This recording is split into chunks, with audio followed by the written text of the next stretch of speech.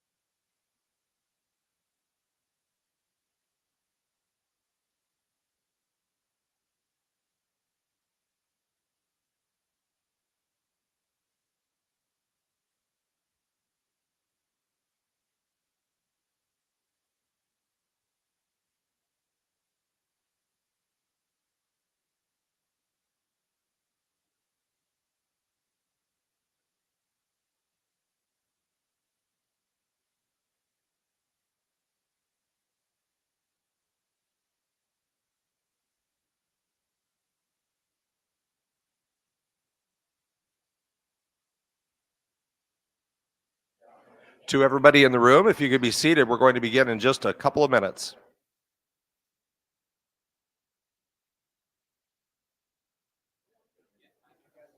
And for those of you who are monitoring online, thanks for being here. We're monitoring the comments in the YouTube stream. So if you want to ask a question, just get on the live chat function there, and we will be able to see what you're saying. And we encourage your questions, especially during the end of our presenters when it's Q&A time.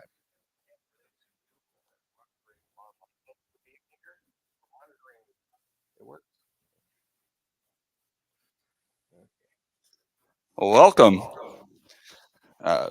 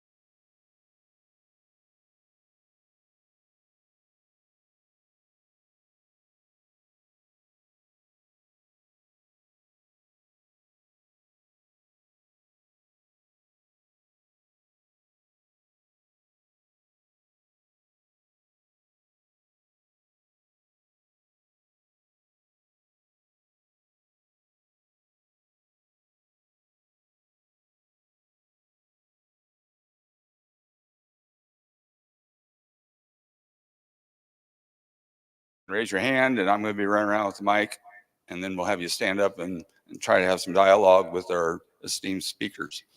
So there's going to be 15-minute breaks. We want you to talk to the exhibitors because that's what they're here for also. And then also get follow-up with your speakers on break or at the 5 o'clock when we have our network and fellowship and follow-up time, as we also then join with the Iowa Association of Municipal Utilities, who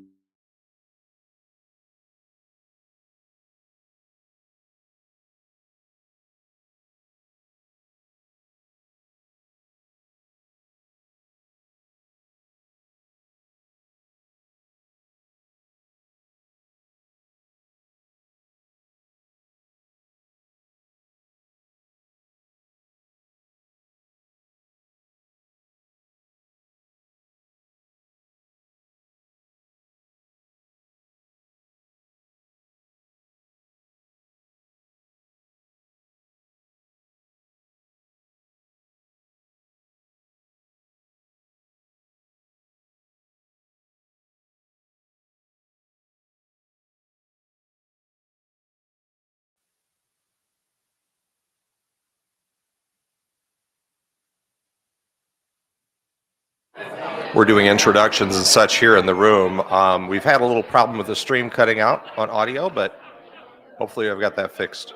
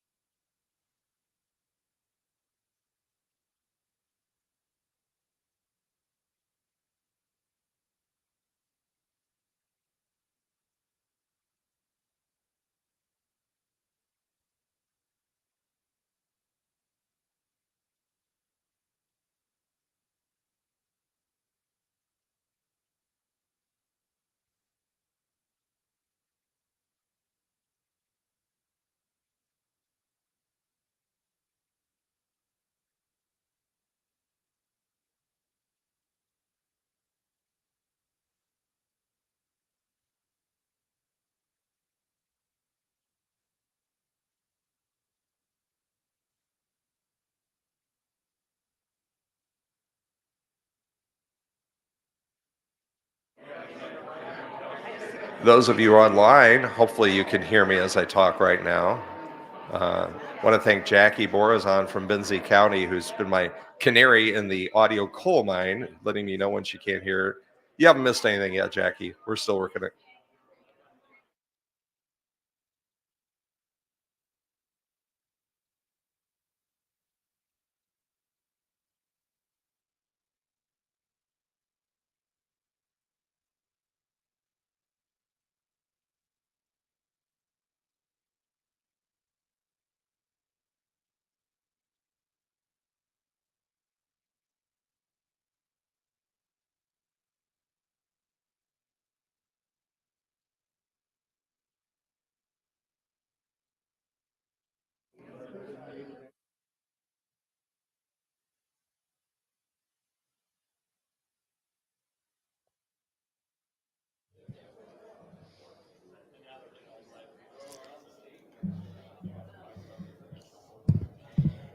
If everybody's getting ready to wrap it up, we can get started.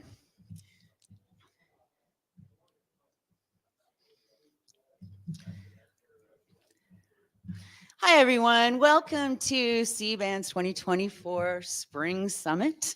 It's really good to see you all here. As Todd said, this is a one-day get-together for us to reconnect after a long winter, to talk broadband access and equity, and to just set our agenda kind of for the rest of the year. So thank you, members and non-members who are here today.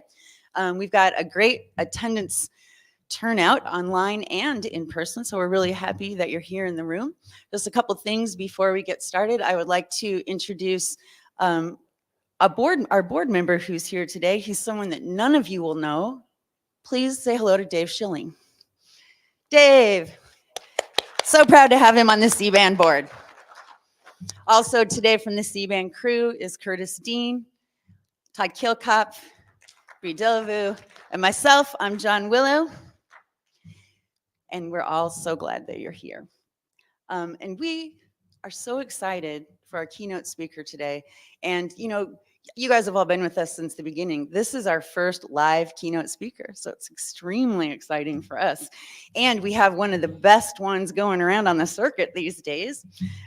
She's a longtime consumer advocate, and she started working to democratize cable and television in 1988, which might sound like a familiar path for some people in this room. As the world turned and we all drifted towards signal, our speaker did the same. And she moved into broadband advocacy, where she has been a vital force. In fact, there's really no way to succinctly summarize this woman's career. She's gonna have to fill in for you. She is the executive director of the American Association for Public Broadband. She's a fellow at the Benton Institute for Broadband and Society, a former FCC staffer, and a Biden FCC commissioner nominee who found herself at the center of an epic firestorm, which I will let her tell you about that. So if we can give a big CBAN welcome for our keynote speaker, let's welcome Gigi Sohn.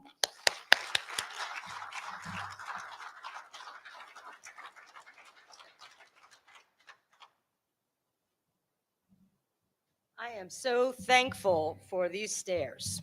So am I talking into the lavalier or am I talking into this? What are we doing? Okay, cool. So good afternoon, everybody. It's great to be here. John, thank you so much for that wonderful introduction. And this is my first time in Iowa. And thank you, Curtis. Curtis actually was the person who I first met. I'll talk a little bit about how we met, but and got the bright idea that I should come to Iowa and speak with all of you. And I'm really, really pleased. This is really my first time in Iowa ever. And I'm honored to be in the state that has the highest number of municipal broadband networks.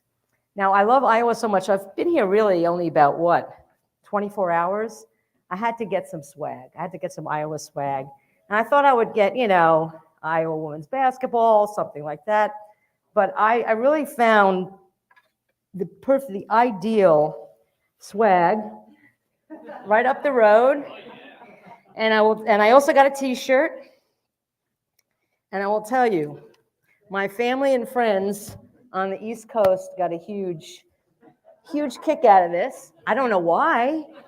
I used to think Wawa was a funny name for a convenience store, but I think you guys have it over Wawa. I understand it's going away to be replaced by Bucky the Beaver or something like that. So I'm sorry, because for this alone, like if somebody had told me 20 years ago, you get a come and go t-shirt if you just went to Iowa, I would have done it a long time ago. So thank you for welcoming me here. I really appreciate it. So before I start, I want to talk a little bit about AAPB, the American Association for Public Broadband, and who we are. So we're a nonprofit trade association representing broadband networks across the United States that are controlled by local communities and their residents. AAPB believes that communities should be free to choose the communications networks that best meet the needs of their residents. They should have the freedom to choose without legal barriers, without press barriers, without lobbying barriers, you name it. And that means promoting the growth of public broadband, defending against attacks, and unfortunately I've had to do a lot of that, and that's part of what my speech is going to be about, and ensuring that public networks are not disadvantaged from receiving state, local, and federal broadband funding. And just to be clear, I'm going to be using the terms public broadband, municipal broadband, community broadband interchangeably. What links them all together is local ownership and control of the infrastructure. It was the best of times, it was the worst of times. The opening line to Tale of Two Cities by Charles Dickens could also accurately describe the current state of public broadband. Let's talk first about the best of times, the good news. Community broadband is 650 networks strong. 450 of those networks are owned by local communities, and another 200 by cooperatives, which are owned by members of a local community. According to the Institute for Local Self-Reliance, ILSR, dozens more community networks are in the pipeline across the country and in the state as well, as you know. State barriers to public broadband are starting to fall, and where they still exist, enterprising communities figure out a way to get around them. While there are still 16 states that restrict community broadband, the Colorado State Legislature repealed its restrictions nearly a year ago, and there really wasn't even a fight. The number of individual successes is striking. While networks like Chattanooga EPB, Wilson, North Carolina, it's called Greenlight, and Loose Fiber out of Lafayette, Louisiana, are still the North Stars for community networks for a lot of people, one no longer need to rely on them to make the case that community broadband is a success. So let me give you some examples. SandyNet of Sandy, Oregon. So Sandy, Oregon is between Mount Hood and Portland. Population is 11,000. They started with DSL and then fixed wireless until 2014, when it built a fiber to the home network. It was hoping in the first year for a 35% take rate, and they got a 50% take rate. Today, that take rate hovers around 70% for gigabit symmetrical service that costs just $59.99. Built in 2014, NextLight, Longmont, Colorado city-owned network, topped PC Magazine's Reader Choice Rankings in 2023, which asked readers to rate their satisfaction with their residential broadband providers.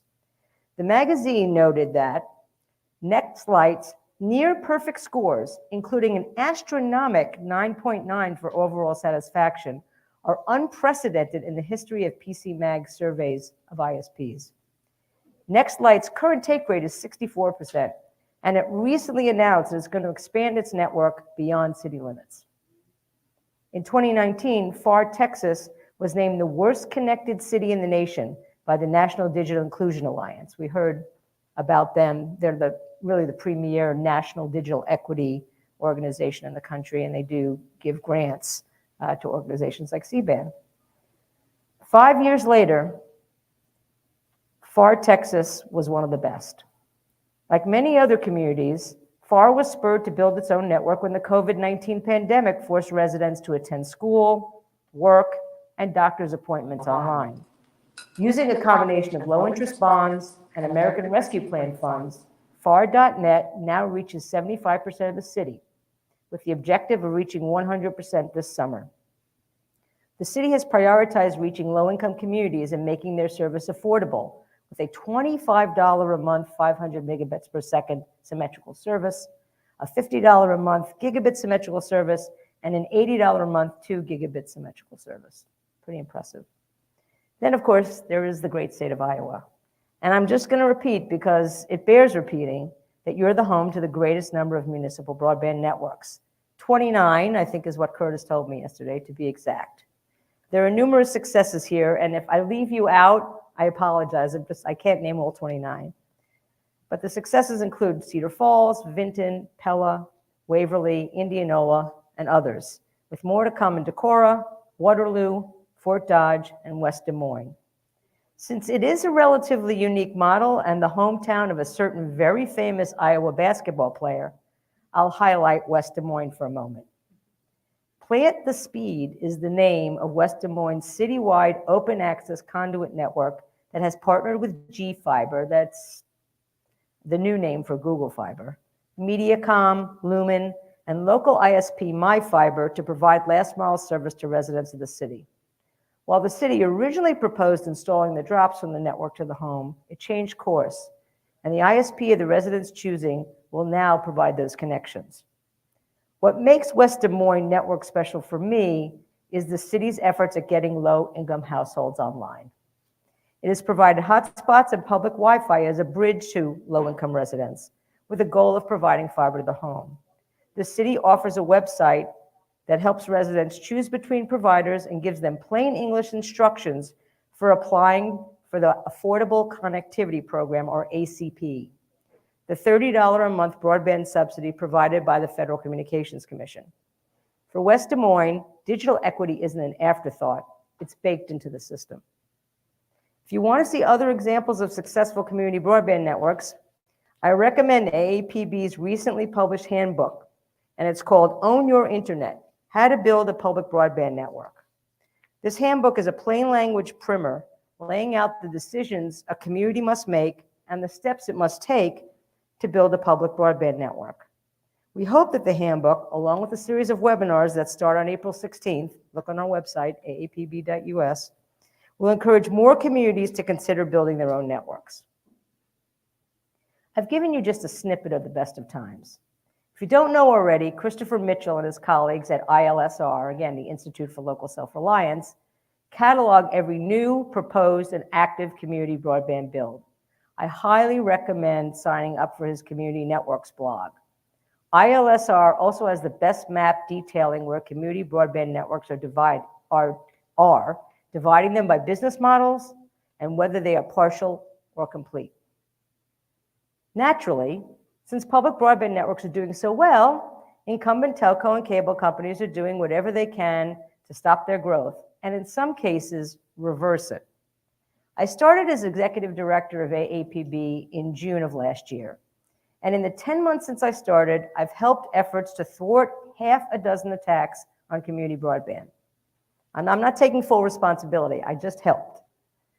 I also know that there have been several unsuccessful state efforts to deny public broadband funding from the Commerce Department's Broadband Equity, Access, and Deployment, or BEAD program. To the credit of the National Telecommunications and Information Administration, many of those legislative efforts have been nipped in the bud. As an entity that will give states their BEAD funding, NTIA can be very persuasive in convincing those states that trying to block community broadband networks from receiving grant awards is ill-advised. And by the way, for any of you that have read the NTIA's BEAD notice of funding opportunity, not allowed, states are not allowed to discriminate against community broadband networks. Although it's kind of funny, right? To see some of the states that have restrictions, like Pennsylvania, for example, saying, well, a community broadband network could certainly apply for a BEAD grant. They can't build in our state, but they can apply. I mean, that's how they're trying to get through that. And unfortunately, I think NTIA feels it doesn't really have the authority to do very much about it. So the worst of times for community broadband consists in part of attacks ripped from the same playbook. An incumbent broadband provider, typically a cable company, pays an organization with an anodyne name that doesn't have to reveal its donors to undermine a new or existing network by, for example, engaging in a press and media strategy to attack it and/or trying to get signatures on a petition to place the question of the network's existence on a ballot initiative. The latter strategy was part of an attempt to stop Bountiful City, Utah, which is about 30 miles north of Salt Lake City, from partnering with Utopia Fiber to build its own network this past summer.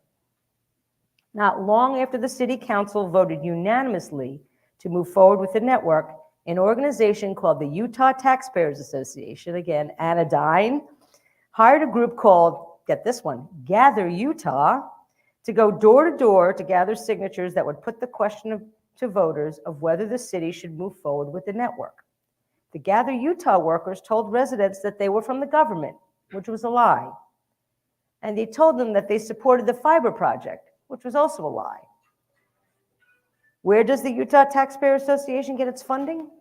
As a 501c4 nonprofit organization, it doesn't have to reveal its donors. And it didn't do so after being asked by the press. The UTA is what is known as a dark money organization. Corporate donors could hide behind these nonprofits where, as here, it would be deadly to its cause to act in its own name, right? So if, let's just grab a name, Comcast went around and started, placing ads saying, we don't want a community network, like, who's going to listen to them? Nobody. So they hide behind these dark money groups. Residents surmised that UTA's funding came from one or both of the incumbents in the city, Comcast and Lumen. Lumen denied involvement, Comcast did not. Construction on the Bountiful City network was supposed to start last July, but putting the already settled question of whether the community supported the public network on the November ballot would have cost the city millions of dollars, and even if the community had voted to move forward, it would have delayed deployment by at least 8 months. Now, the city, to its credit, did not take this attack lying down. While Gather Utah was able to garner enough signatures on the petition to put the matter on the ballot, the city, through advertising and numerous town halls, convinced enough people to take their names off the petition, and the effort failed. AAPB did raise a row in the press, including publishing an op-ed in the Salt Lake Tribune and running a number of TV ads. But community support for the network was the deciding factor. It's happy to help, but it was the city council, if I can be really clear, was pissed that this was going on. And they really sprung into action, and the community leaders and also the grassroots. Bountiful City did what it did in the first place because people in the community were like, we are not being served. We need our own network. We need to own our own infrastructure. That attack was quickly followed by more attacks on Utopia Fiber. So Utopia Fiber, Kim McKinley is actually on the board of AAPB, but they are like the new punching bag because they've been super successful with their open access networks. So Utopia Fiber was being attacked, and community broadband networks in Michigan, Virginia, and Massachusetts were also being attacked. This time, the culprit was a group called the Domestic Policy Caucus. Well, who could hate the Domestic Policy Caucus? Such a great name. They attacked Utopia Fiber with numerous TV ads. In addition to its nogovinternet.com website, feel free to look it up, the organization has a separate project in Massachusetts called Mass Priorities, one word. Among other things, Mass Priorities targeted FalmouthNet, a 5-year-old nonprofit in Falmouth, Massachusetts, that has done little more than obtain a feasibility study for a public broadband network. After several residents expressed concern and AAPB put out a press statement questioning the Domestic Policy Caucus's funding, the Falmouth Enterprise, a local newspaper, asked Christopher Thrasher, that's a great name, Christopher Thrasher, he was the head of Mass Priorities, where the DPC gets its funding. His answer was, I don't have to tell you. Comcast is the only ISP in Falmouth. The Domestic Policy Caucus has been fairly quiet after AAP pushed back with ads of its own in Utah, and the Falmouth Enterprise and community residents expressed concern about Mass Priorities and its lack of transparency. In February, I traveled to Falmouth and other parts of Cape Cod to talk about public broadband and the dark money attacks. FalmouthNet invited Mr. Thrasher to debate me, but he never responded. Now, can I just say as an aside, do not go to Cape Cod, Massachusetts in February. It's a very bad idea. I actually, they had me, so I'm only doing 2 speaking engagements here, which is low. They had me do 5 speaking engagements, but 3 of them had to be virtual because it's 8 inches the second day I was there. So I did get home though. There are 2 other recent attacks that deserve attention. First, which Curtis alerted me to, is legislation introduced by a new Kentucky state senator named Jay, spelled G-E-X, Williams, to force the Frankfurt Plant Board to sell its broadband network. The Plant Board has run a communications network of one kind or another since 1952 and has provided broadband service since 2021. I find it puzzling that the first thing a brand new state senator would propose is legislation to force the sale of a successful public broadband network with a 65% take rate. It's even more puzzling when you consider that the sale is opposed not only by the Plant Board, but also by just about every official in the city and the county. AAPB sent a letter to the Kentucky General Assembly urging them to reject Senator Williams' bill and published an op-ed in several Kentucky newspapers requesting the same. The Plant Board and local officials are pulling out all the stops to beat back the legislation. I think they had billboards, they hired a lobbyist, which of course got them criticized. The bill's made a little progress. It was passed by a Senate committee in a 6-5 vote, but there's no companion bill in the House. And with the legislative session due to end in a week, the Frankfurt Broadband Network will probably dodge a bullet this time. It will dodge the bullet this time. But I've been assured, I was talking to the manager of the Plant Board, a guy named Harvey Couch. He said it's coming back next year, so it's not going away. The second attack happened just 10 days ago. New York passed a law creating the Municipal Infrastructure Program, which provides grant funding for communities seeking to build locally owned and controlled broadband networks. According to ILSR, Charter Communications slipped language into the New York State Assembly budget bill that would mandate that the program's funds would be available only to community broadband projects that seek to, quote, serve unserved and underserved locations, rather than to any community that wants to choose local network ownership, which is what the state legislature intended when it passed the program. This anti-competitive and anti-consumer provision would ensure that no municipal network could compete with Charter or any other ISP in the state. And needless to say, Charter would claim so much coverage that only a fraction of locations would be deemed served or unserved or underserved. Thankfully, the Senate budget bill doesn't have this language, and the governor, Governor Hochul, opposes it. We'll know very soon if the final budget includes this language. I've been in touch often with the head of the broadband office there, a guy named Josh Breitbart, and they're really, really fighting hard to make sure that this doesn't come to fruition. In these and other examples, there are three main ingredients that make for an effective defense against the incumbents and the dark money organizations that are paid handsomely to foil public broadband. First, and most importantly, and I think I've made this point already, but it bears repeating, leadership and doggedness from the proponents of the public network, including community leaders and residents. The local support that motivates a community to consider or build a public broadband network in the first place is the best defense against attacks. If you can get state and congressional representatives to weigh in, all the better. And of course, AAPB will always be there to do what it can to raise the profile of these issues. But community support is paramount. Second, media and press attention. The battles in Bountiful and Falmouth were won in part because the local media questioned the funding of the dark money organizations and promoted the notion that communities should have the freedom to choose which broadband network would best serve the needs of their residents. Kentucky's local and state press have also been key to delaying action on Senator Williams' bill. The shrinking of local press throughout the country and the national press's disinterest in this issue makes this strategy much, much more difficult. Now, supporters may have to turn to paid media like Facebook and TV or radio ads to supplement or replace this coverage. I can give a whole nother speech about local news deserts and the death of local news. And I'm glad to see, well, it was Sarah. She was here. You're the one whose telephone went off, wasn't it? Oh, good.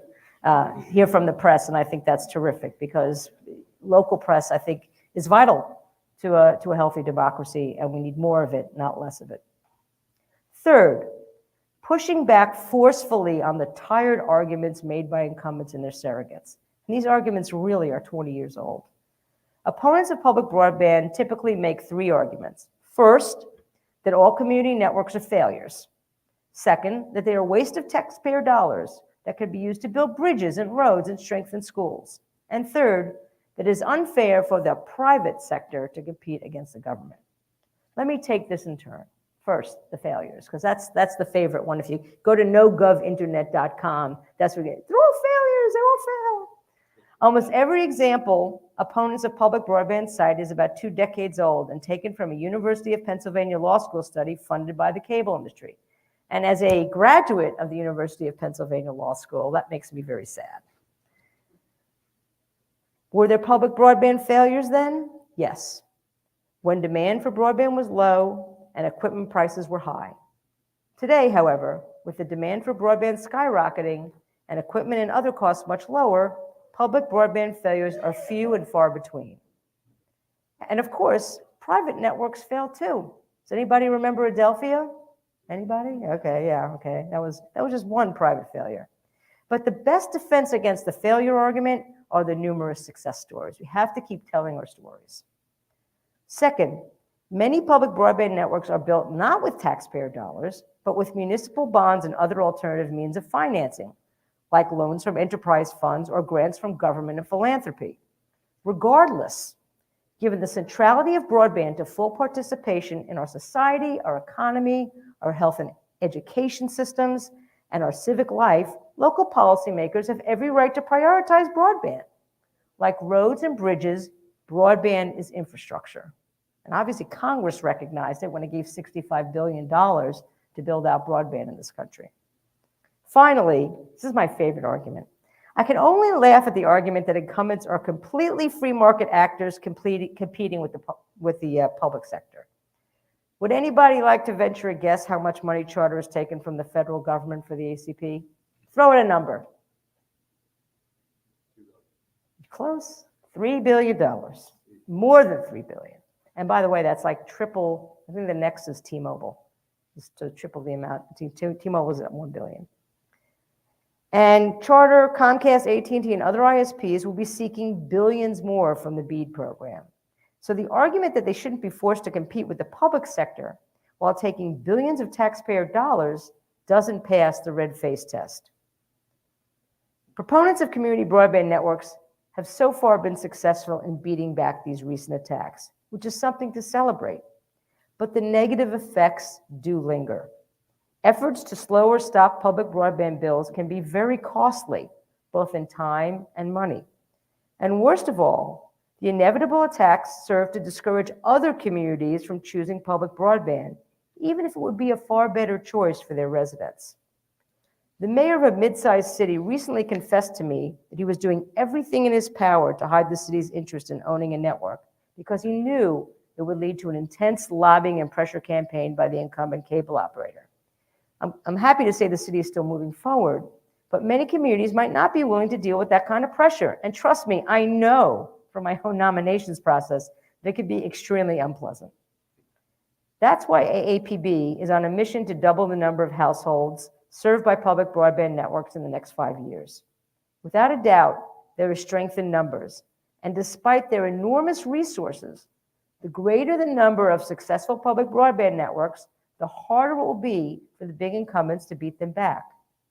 We want to give people the tools they need to consider and move forward on owning their own broadband infrastructure.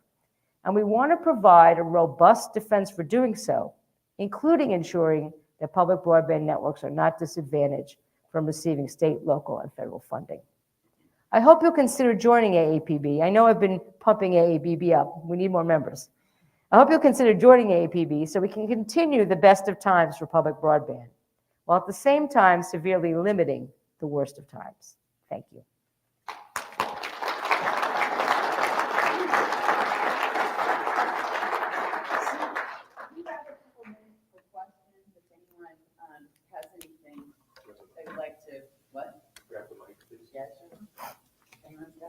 Ask me anything.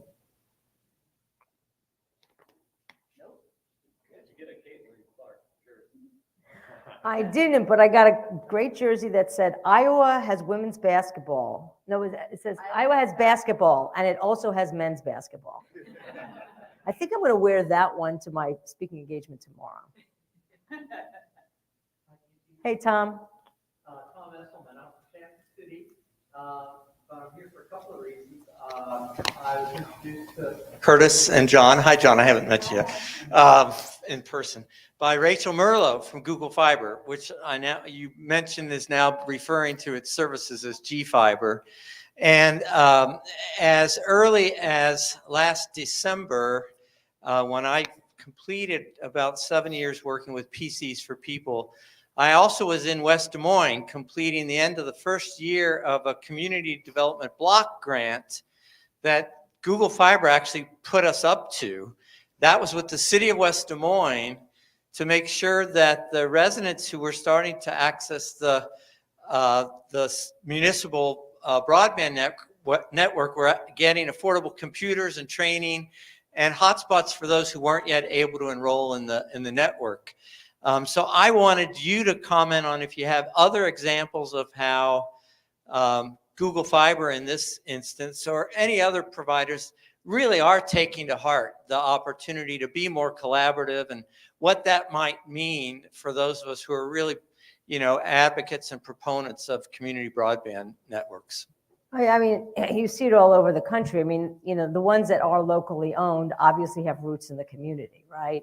Look, I know I beat up a lot on Comcast and Charter, but to be honest, I mean, I think they've done a very good job of getting people on the ACP. Comcast has had Internet Essentials for 15 years, and have really built it up. So, I mean, I do give them credit in that regard. I'm only beating up on Charter because, on the one hand, they take government money. On the other hand, they say, government can't, own a network. So I think I wouldn't say it's across the board, but I would say both private and public actors are doing a pretty darn good job. And Comcast really has like digital equity initiatives in every single community that they're in. So, again, I'll beat up on them, but I'll also give them credit where credit is due. I just wish they would leave community broadband alone. Or if they want to beat up on community broadband, they should do it in their own name. And it's funny, When Colorado's restriction was you had to have a ballot initiative if you're a community and you wanted to build a public network. And Comcast did lobby in its own name in 120 municipalities and lost every single time. And at that point, Governor Polis and the state legislature was, this is stupid. It's just costing our towns money, so we're going to repeal it. So, like I said, I wish they spent as much money on their networks as they do on lobbyists so they don't have to compete. That's my hope. It's probably never going to happen. So, but that's my hope and wish. But that doesn't mean that they're bad in all aspects of what they do. And particularly digital equity, look, it benefits them, right? More people that get on board, people, hopefully they pull themselves up by their bootstraps and get more money and get jobs and everything, all the things that broadband enables, and they can be full paying customers. So there's a real benefit to having them online.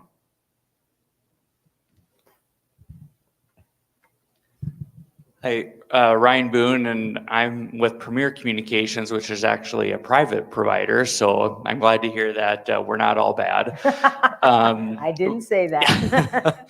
But you mentioned Iowa has the most municipal providers. You also have the most private providers or independent providers, and Curtis knows that well. I think serve well over 300 communities in Iowa.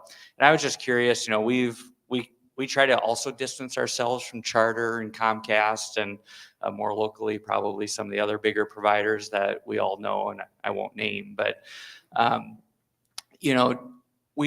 we look at ourselves as locally based, community-based providers.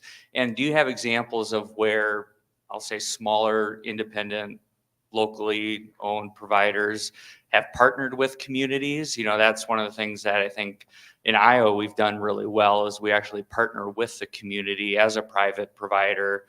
And we have one example in Webster City. I mean, our entity, along with another partner, spent, I think, $26 million building out the community in the rural area and did it in 2 years with the community's support. And are there other examples like that where we can actually partner together instead of battling each other? Absolutely. And by the way, just let me say, my organization isn't of the mind that every single town, every single community must have a network that's owned by the government, right?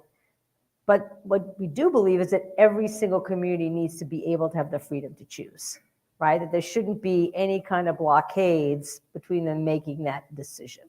And interesting, in Falmouth, I mean, they're going through this right now, where some in the community want to go with a private carrier that's promising a lot of good things, and others want a municipal network.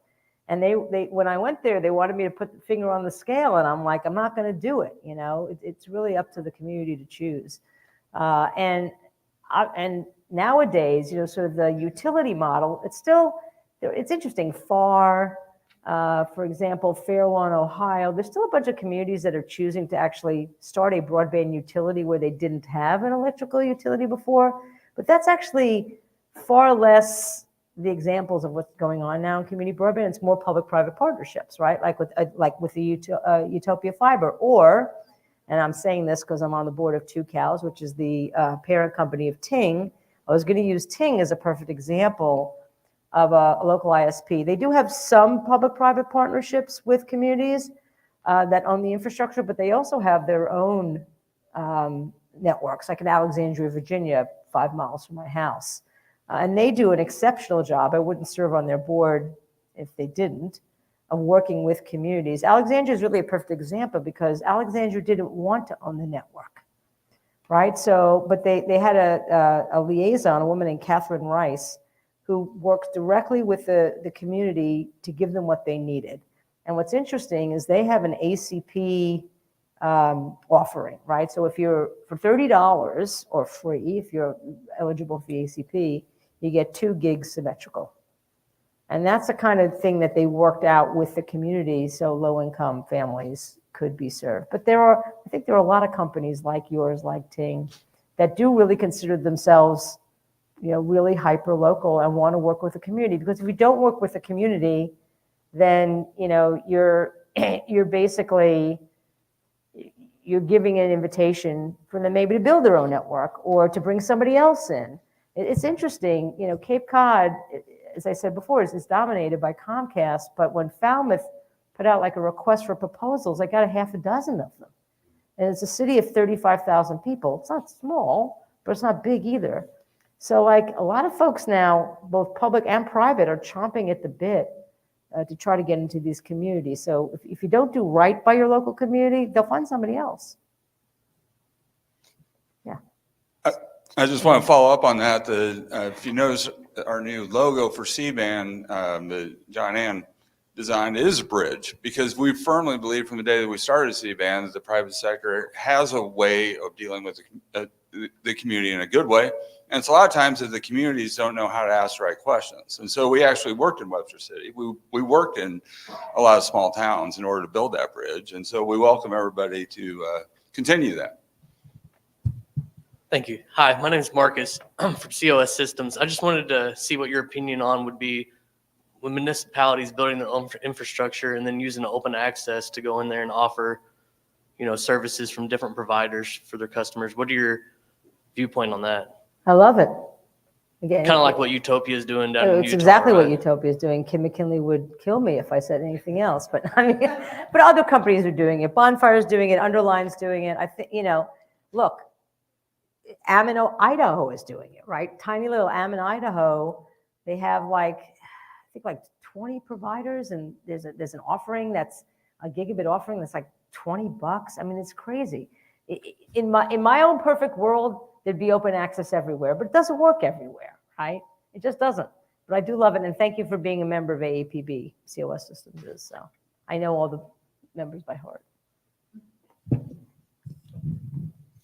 Hi, my name is Greg Levy, and I have the privilege of working in the private sector of Iowa, but the company I work for is contracted with the state of Iowa's broadband department, so I get the pleasure of working with many of the providers around the state, both municipal and private. And as Mr. Boone had mentioned, our state also not only the most municipal, but also the most private ISPs in the country, over 150, I believe. And Ryan, you probably know better, but largely, exceptional. So we have a very small number of these large providers that, for lack of a better word, tend to be the problem children, right? But I guess I'm just curious as far as when we talk about affordability with the direction that ACP is going, or maybe has gone. Yeah, it's going down. How do these smaller providers meet those standards of affordability? I mean, largely it is affordable, but in the eyes of some of these bigger companies that can spread that cost across many tens of thousands of customers, as opposed to maybe hundreds or just thousands. How do these small providers? I mean, you asked the $1 million question, and I think, this is where the state, I think, is going to have to jump in. I could give, a whole other speech about what I think not only Congress should be doing, but what the FCC, I think the FCC could actually save this program if it reformed its universal service contribution, universal service fund contribution mechanism. It's not, the current chairwoman's not willing to do it, and I don't want to say any more about that. But I think that's going to throw it to the states. So actually, John and I met when I spoke at the Merit Conference in Michigan. What was that, in November? And I was approached by Eric Frederick, who's the head of the office there. He's fantastic, the state broadband office. And he's like, Gigi, how do we build a digital equity fund to bridge the gap if the ACP goes away? And I think states need to think about that. So a combination of industry, philanthropy, whatever monies you can scrape up, so you at least you can fill the gap until either Congress or the FCC acts. I think eventually they're going to have to act. There's over 23 million homes on the ACP, but I think the states really need to think about how you guys can continue to provide that. I assume is it essentially free if the ACP customers? I'll ask the gentleman. Is it Ryan? And so, what do you charge ACP customers? Our lowest offering is probably about $40.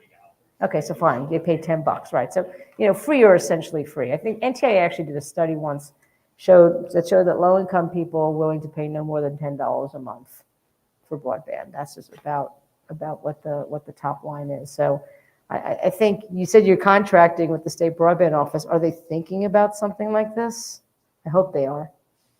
We hope so too. It's just been with the upcoming BEAD program, and some of the requirements there, we're thinking about that and trying to figure out how that works with Iowa's unique situation where we have a whole lot of small providers Right. that can't necessarily afford to bridge that gap, Right. especially when you're talking about rural broadband where it's the most expensive to build and serve. Yeah, it's interesting. So I'm sure most people in this room know, but to get BEAD funding, you had to be part of the ACP, right? But now the ACP is going away, then what happens? And that's that's the million-dollar question. I do a lot of work with the communications union districts in Vermont. So in Vermont, a bunch of towns get together and build their own infrastructure. And they are really freaked out over the ACP. And they're also freaked out about NTIA or the state office. The state office won't do it because they're very close to the CUDs. But setting a price for what affordable is. Because in places like Vermont and here where it's really rural, the cost of providing service is huge. So I'm very sympathetic, but again, I think, I was a huge supporter of the bipartisan infrastructure laws provisions that gave broadband funding to the states. I'm a veteran of many poor federal decisions when it came to funding broadband. So when I was at the FCC under Tom Wheeler, we did the CAF2 funding, which was a total disaster. We required 10-1, and it was a disaster, and it's still a disaster. Believe it or not, there are still CAF2 awardees who have not built their networks yet. I was at the FCC from 2013 to 2016. What does that tell you? So I was really, really glad that the states, because I think the states know much better than the feds what's going on the ground. But, with that responsibility also comes the responsibility to ensure that people can stay online. And I do hope the state office here is thinking about it. It's not easy. And I know, did you tell me, John, your state office is 8 people? In Michigan. Oh, Michigan. It's about 10 people. Well, what is it here? Greg, what do you think? Somewhere around there. Yeah. Maine. So the state of Maine, where I spoke also in November of last year, has 21 people for a state that has 1.7 million residents. So anyway, interesting. 12 million people in Michigan just for a transfer. Right. Arizona, believe it or not, up until recently had 3. It's, which is crazy to me. All right, we got a couple minutes left. If we have a final question or comment. All right. Nothing from the online crew reporting in from the producer studio. All right, let's give Gigi a round of applause. Thank you very much.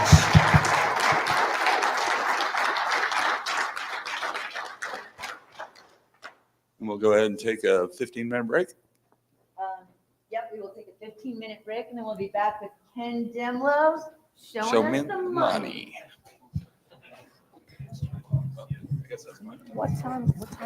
What time are we going to?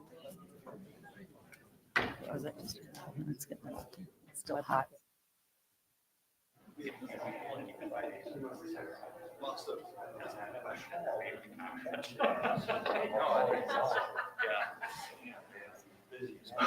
Week 3 was out.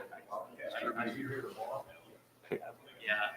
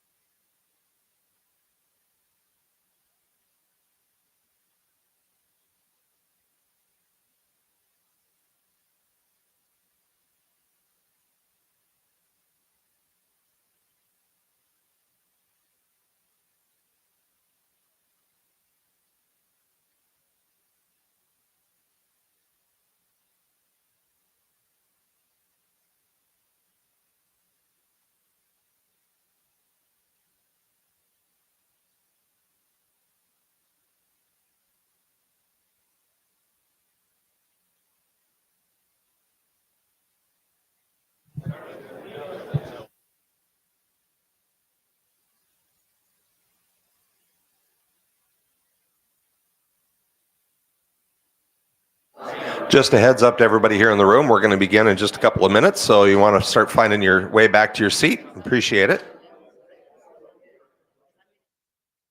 You won't want to miss this next session because Ken Demlo is going to be handing out $1,000 bills.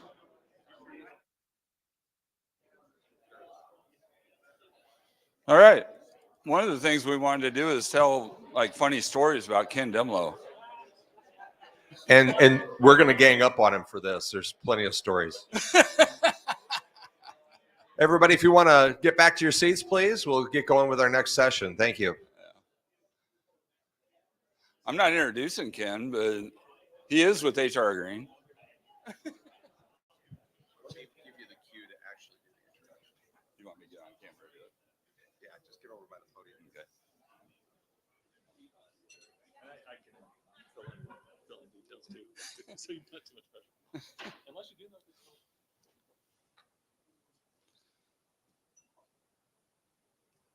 All right, welcome back. We have Ken Demlo from HR Green here to talk about the financing of broadband access. And so I was asked to tell, because I've known Ken for probably 15 years by now. He had the audacity to come to Indianola, Iowa and tell us we needed fiber optics retail when we barely had anything, and say it's all about entrepreneurship community, because Ken was actually in entrepreneurship back then. And so he did programming and talked me into working with the college a little bit with our utility and Simpson College, and try to connect broadband and things. And then I found out that Ken Demlo is the best engineer representative that did not have broadband at home. He's been on wireless the entire time and satellite, preaching to other communities about the need for it and fighting for it in Mills County, trying to get it to his house so he can work from home. And he has been successful. Thank you. Yep. All right, Ken. And again, I'm Ken Demlo. I'm a senior project manager and group leader for HR Green. And I actually work across the country. And to Todd's point, I work across the country with communities and private providers to figure out the strategy for how do we solve broadband problems. Now, the irony, to Todd's point, the irony was that at my own house, because of where our house sat and because of how expensive it was, because I live in the country, we could not get anything. I couldn't even get point to point. So here I am in the industry, on satellite, on Zoom calls, and I'm the one pixelating. And a lot of my clients said, boy, I wish we knew a broadband guy. Well, part of what was we had to solve the money thing. And to Todd's point, in solving the money thing, we actually worked with the county, we worked with the city in town, we worked with the providers, and we went from being showing on the broadband maps that we were zero eligible for grants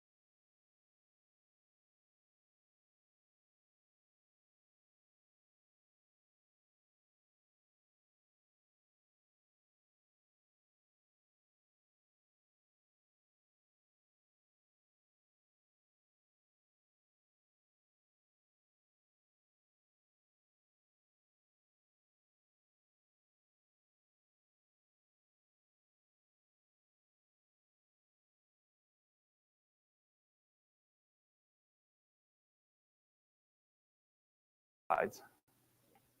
Go ahead, Curtis. So the first one, so again, this is the top 10, right? We're going to go through 10, and again, we'll take some detours and we'll kind of go through different pieces of it. But the first is, I want to talk about just the sources of revenue, the revenue that we can get, the sources of revenue, the types of revenue. I want to talk about that first. Now, revenue streams, and I'll go into some detail and then I'll leave time for questions so we can talk about those later. And again, most of these things you already know or you might know, but I just want to pull them all together to have kind of a big picture. But when we talk about revenue streams, and we will talk a little bit more about different types, but when we talk about revenue streams, there could be revenue that's just like the per subscriber, right? And again, these things, so I'm not a lot of these things, but there could be the revenue per subscriber.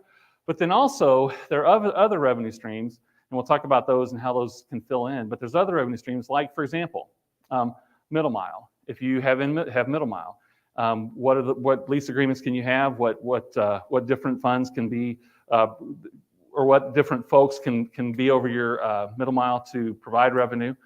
So when you talk about show me the money, no matter what your infrastructure is, and we'll talk about several different examples, but no matter what your infrastructure is, just remember that any infrastructure you have, if you think through how can we monetize this, what can the revenue be from that, and like Todd's example, that he mentioned, we talked about, well, what about an entrepreneurial perspective? Well, there was a whole other side of revenue stream that could come from that. And again, we'll talk about that a little bit more in detail as we go through. But go ahead, Curtis. So that's on the revenue side. And again, we'll look at some specifics, but that's on the revenue side. So that has to be more than the costs. So then we have to look at what options are there to lower costs. Now, there are grants, and just talking about, you've heard some of those now. Out of curiosity, are there any providers who are taking advantage of Reconnect right now? Reconnect 5? Okay, well, Reconnect 5 is open. And you probably know that, but in case you don't, Revenue 5 is open, or Reconnect 5 is open. Now, I got the opportunity to sit with some of the NTI leadership a couple weeks ago for a couple days and talk through some of the things they're working on. It opened on March 22nd, and it's open for 60 days. So we're going to run out of time here before too long. But if you have the opportunity to look at Reconnect, they have a couple different criteria. And again, some of you may know this, but just for those who don't, they have a couple of criteria. One is, are you eligible? And the other is, what provides strength for your application? There are some of their programs that are open in this window in Reconnect 5 that are 100% grant. Now, you have to be eligible for those. And there's eligibility criteria like if there's a chronic poverty issue in the area, and then there's dots that are red, because they're unserved. But if you have a chronic, if in the area it has a chronic, and there's ways they define that, but if there's a chronic poverty, that sort of thing, it can be eligible for 100% grants. So my point is that there are windows like that. There's a window open now. If you already kind of know some areas that you think might be, then you can go on the NTI website, you can look and you can see actual addresses and you can see what is eligible and what's not. So there's ways you can look at that. If that, at this point, you'd have to move pretty quickly to be able to do it, because again, it was March 22nd, open for 60 days. But just wanted to make sure you knew that was open. And again, in talking about grants, there's the NTIA or the USDA grants, Reconnect open now. Some of the other areas where we've seen grants that you just for you to think about is that there have been in transportation. There's been some grants. We work with a couple clients or a few clients across the country that have gotten grants for transportation that was actually for fiber in transportation. And so if you are a community broadband and you can work with your community to say, okay, what do we need to connect signals wise? What kind of ITS, intelligent traffic systems, what kind of those things do we need, could we put together? There are actually grants for that available. And then you can build an extra capacity and you can use that for other parts of your network. So transportation, we see quite a bit of economic development grants that are available right now or have been available here recently. That is, if it's going to create jobs, if there's some need in particularly areas that are disadvantaged, and if it can produce jobs or can create jobs, Then there's grants that we're seeing that people are getting right now for those. There's also, BEAD is the big thing that's coming. $42.5 billion. Now, how many of you were in the industry in 2008? How many were in the broadband industry in 2008? Okay, so you guys remember BTOP, right? If you were in 2008, BTOP. Now, that, by the way, BTOP was crazy money. That was like the drunken brawl of broadband, right? I mean, like there was just all this money coming in all across the country, this crazy money in the stimulus that was happening. You guys, that was $7.1 billion. We're at $42.5 billion, and that's only one measure. I mean, it's more like in the 60 billion range, and then there's plus the matching, or what'll be matched. $42.5 billion coming into our industry.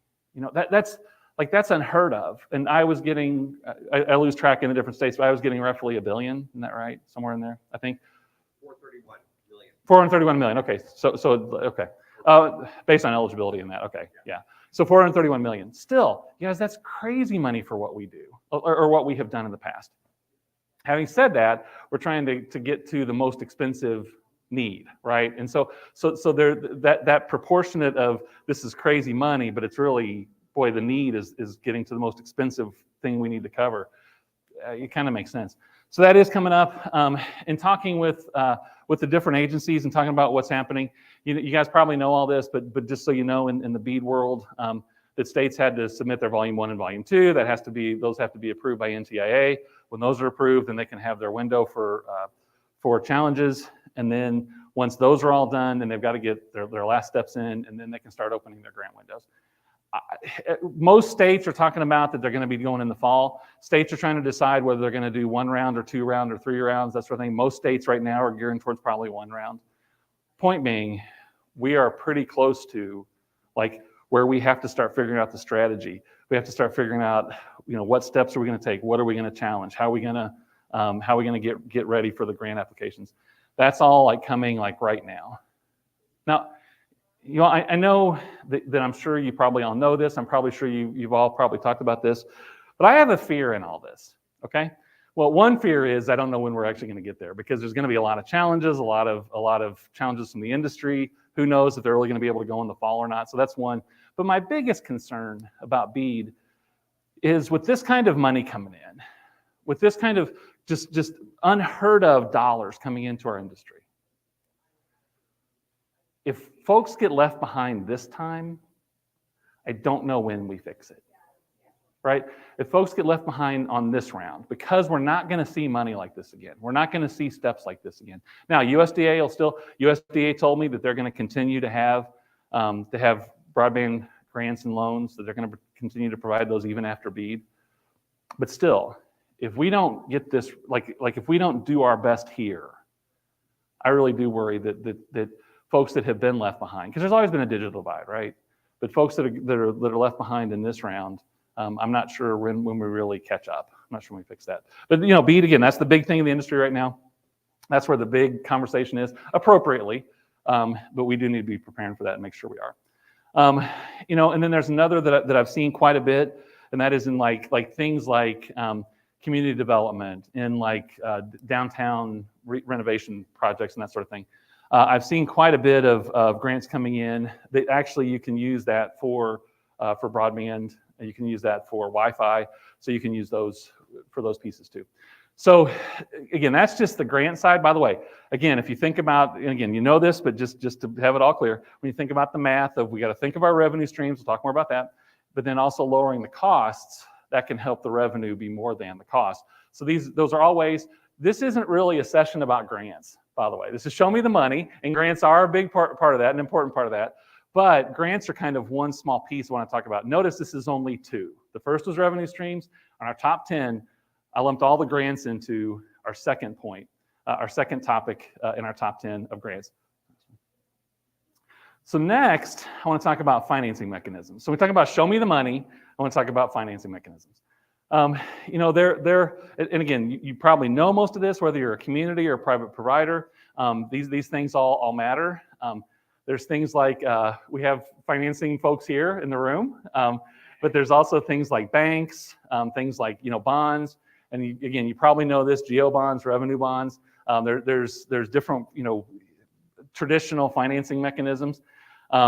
Also, when we think of traditional financing mechanisms, if you're working, collaboration matters. If you're working with your schools, if you're working with libraries, E-rate can be used for infrastructure, for broadband infrastructure. That's another kind of traditional funding source.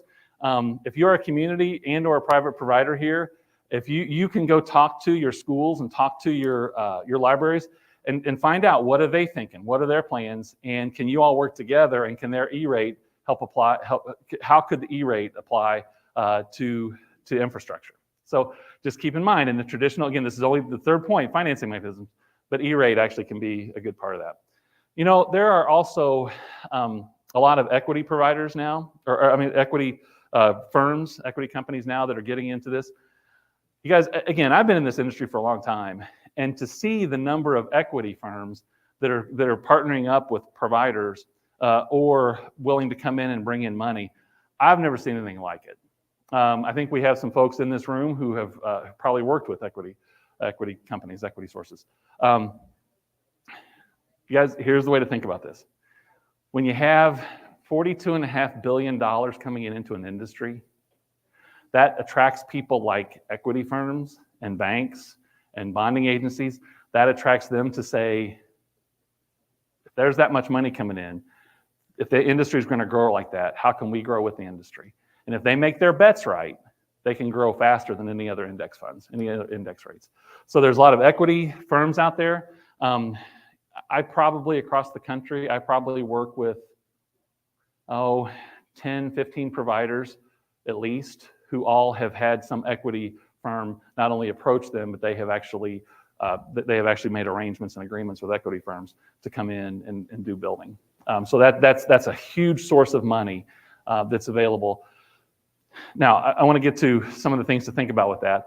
But then there's also Gigi talked about philanthropy. There's also the last one on the list. There's also so the equity investors.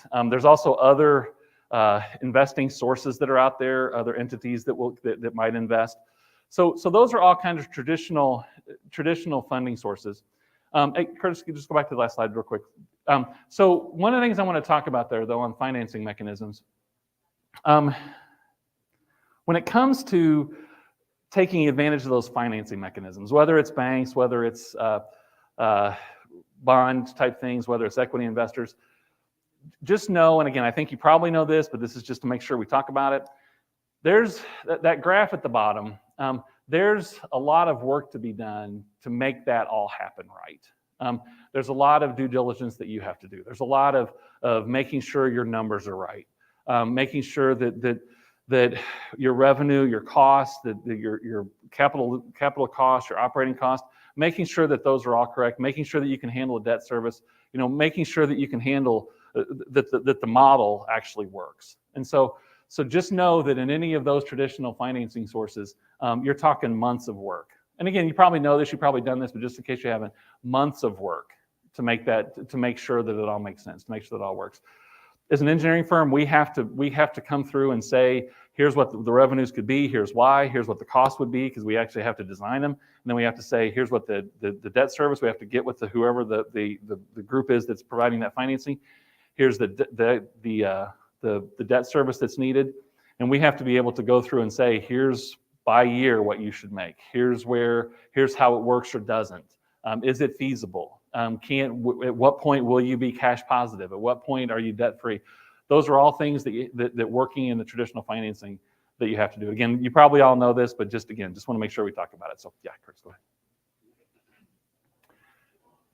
So next I want to get to, now notice we've talked about 1 through 3, and this is 4 through 10, okay? So on this, I've got several. Now I want to talk about more creative, right? So that was the kind of the more typical part. That was kind of the things that you would usually talk about, usually deal with.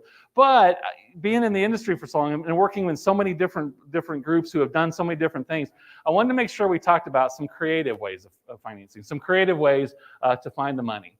So one is in dig once. Now I'm going to go through. I'll go through after we go through this list. I'm going to go through a couple examples, but just I want you to know a source of money for your projects can be dig once. If you do dig once right, or if your community does dig once right, there's different ways to do this, but if it's done right, that actually is a source of money for your project. It can actually lower costs, or you can lease it out.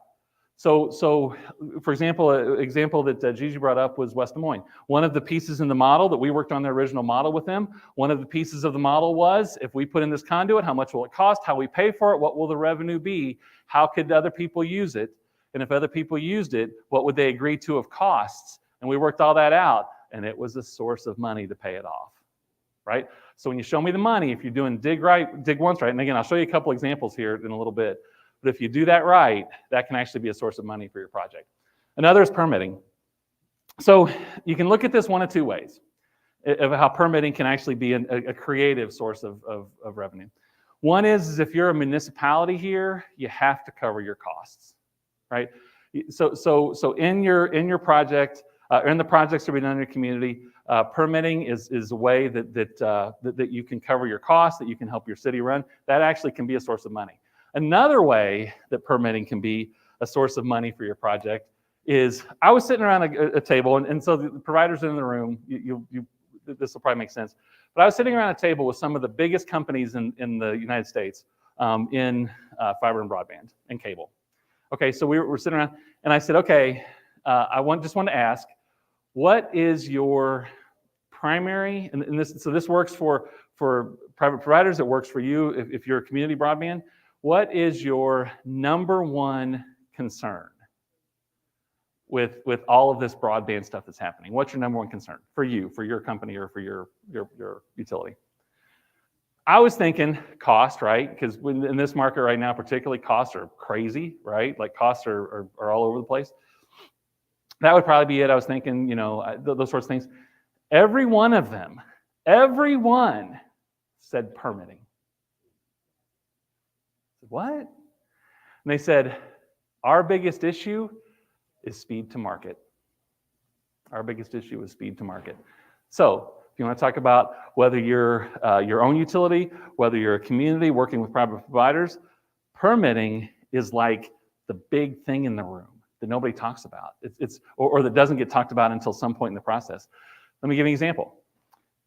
If you're a community and if you want broadband in a certain area, or you want to be able to provide broadband in a certain area, or you want to work with a provider and collaborate with a private provider to get broadband to a certain area, if you streamline your permitting and if you make sure that permitting is clear, it's specific, and here's what you do, it applies to everybody, but it also makes it easier to get there, you'll get broadband. You'll get broadband. Speed to market. Speed to market. Show me the money. That's a way that you can talk about lowering costs. It's a way that you can lower the cost for the mix if you're collaborating. But permitting is this really powerful thing to be able to show you the money in projects and to be able to make projects happen. Now, if you're a community broadband and you're here, then a way to think about that is that applies to you too. That applies to you too. If you can say, how can we make permitting work for everybody, including us, or how can we make sure that permitting gets broadband where it needs to be? You work that out, you get speed to market. That's going to matter in your utility. So again, that's just one of the creative ways, and that's number 4 or 5. That's number 5. Okay, now I want to talk. Remember, I mentioned before about in Show Me the Money. What are some other ways to talk about revenue on a project? And one of the ways that I want to talk about revenue, and I wanted to give you a couple examples. When we talk about the revenue on your project, or revenue in your utility, whether you're a private provider, whether you're a community, thinking through where your revenue comes from and thinking through that creatively can make a big difference. So let me give you an example. Working with the community, I was working with a provider. The community didn't want to own their own utility, but they did want help with getting better broadband. And so one of the things they did was they said, okay, let's go to our provider that they wanted to work with, the provider of choice, and say, okay, what would you need to be able to do this?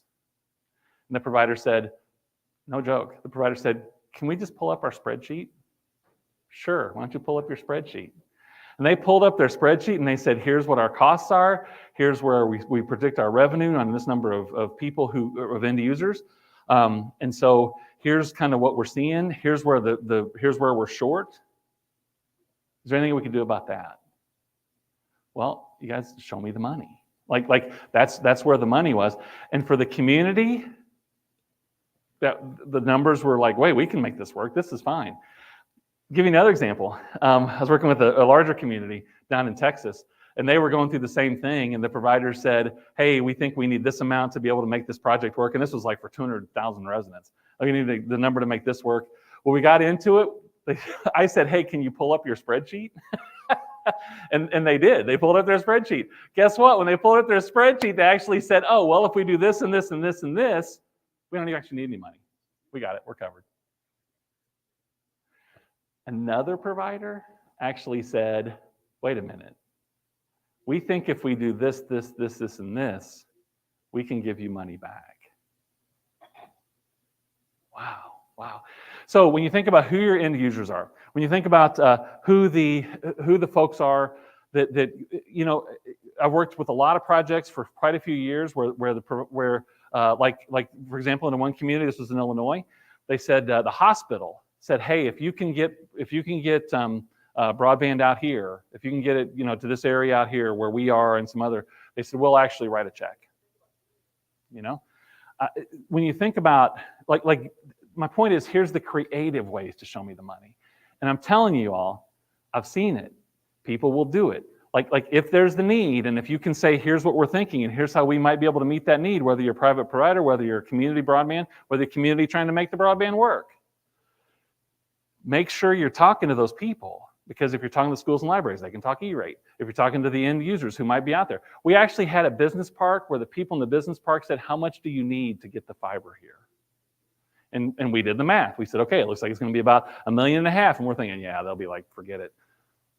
They actually came back in a week and said, okay, we'll cover the $1.5 million. Show me the money. Show me the money. You know, so when you think about the end users, business, anchors, institutions, you know, if it can be part of another project. Chattanooga, you know, I think Gigi mentioned Chattanooga. Like Chattanooga, not all of us can be Chattanooga, right? I mean, not everybody can do Chattanooga.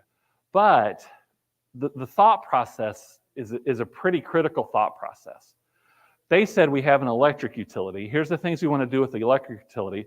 We want to make it smarter. If we do that, we could add broadband. And you guys talk about show me the money. They just had an audit done a couple years ago that I was talking to some of their leadership about, and they brought up this, and I think you can, you know, Google it and find it now. But they did in a 10-year period.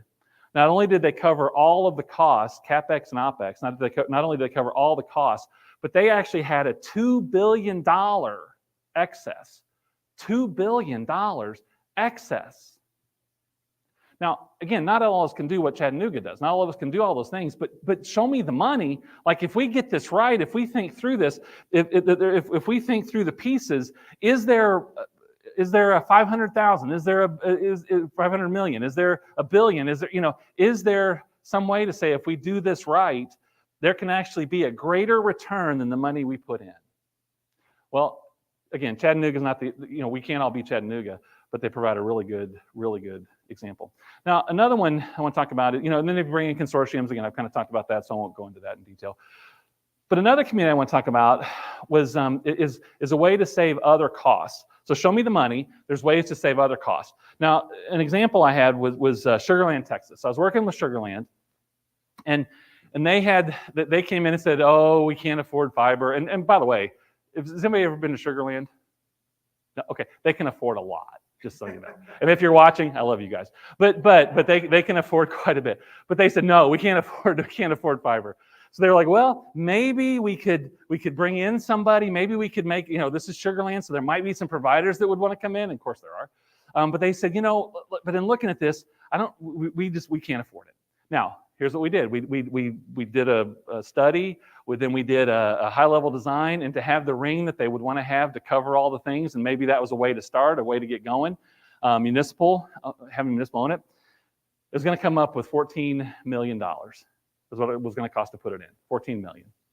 That's where they said all leadership went, whoa, we're not spending $14 million. No way are we going to spend $14 million. You guys, we went through and did a map of all of their existing, all the existing connections, all the existing. They had an RF for their traffic system. They were putting in an AMI system. There was an RF system for the AMI. They had different facilities connected to cellular, different facilities connected to this. They had to redo all of their traffic signal stuff, and that was going to cost $3 million. So going through all these different pieces of all the things that they already paid.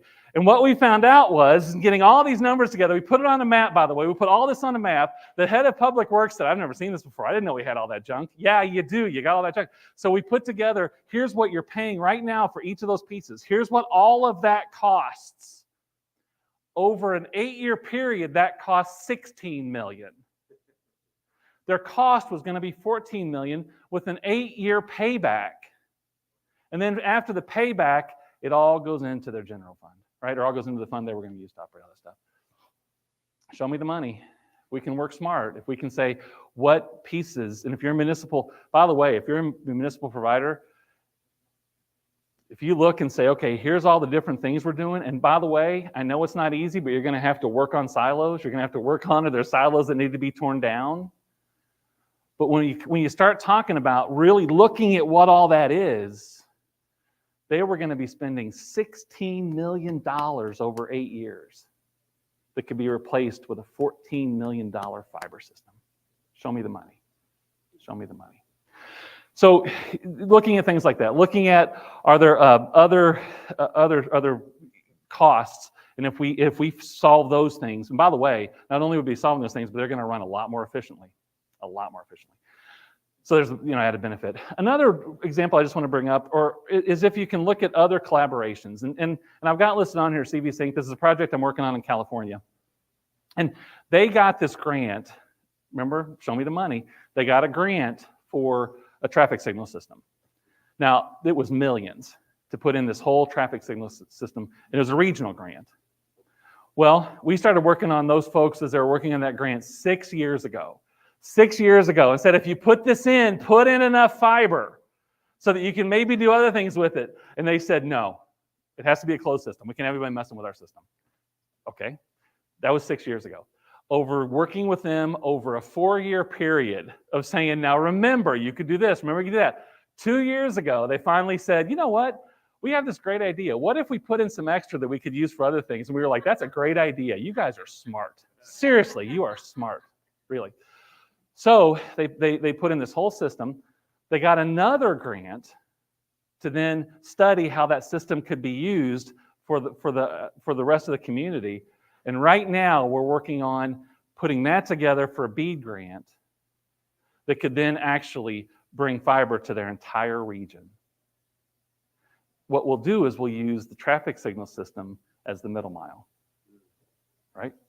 So we use that as the middle mile. We get a grant then for the last mile. By the way, we really think that's going to make a whole lot of sense to the NTIA and to the state, because we are taking things that would cost, remember, revenue cost. If we're taking the things with the cost and we're reducing that by about 50%, if we're reducing that cost, well, not quite that, 30%. If we're reducing that cost by 30%, then we get a grant for another part, and we're going to try to use that savings. We're going to try to use that as the in-kind matching.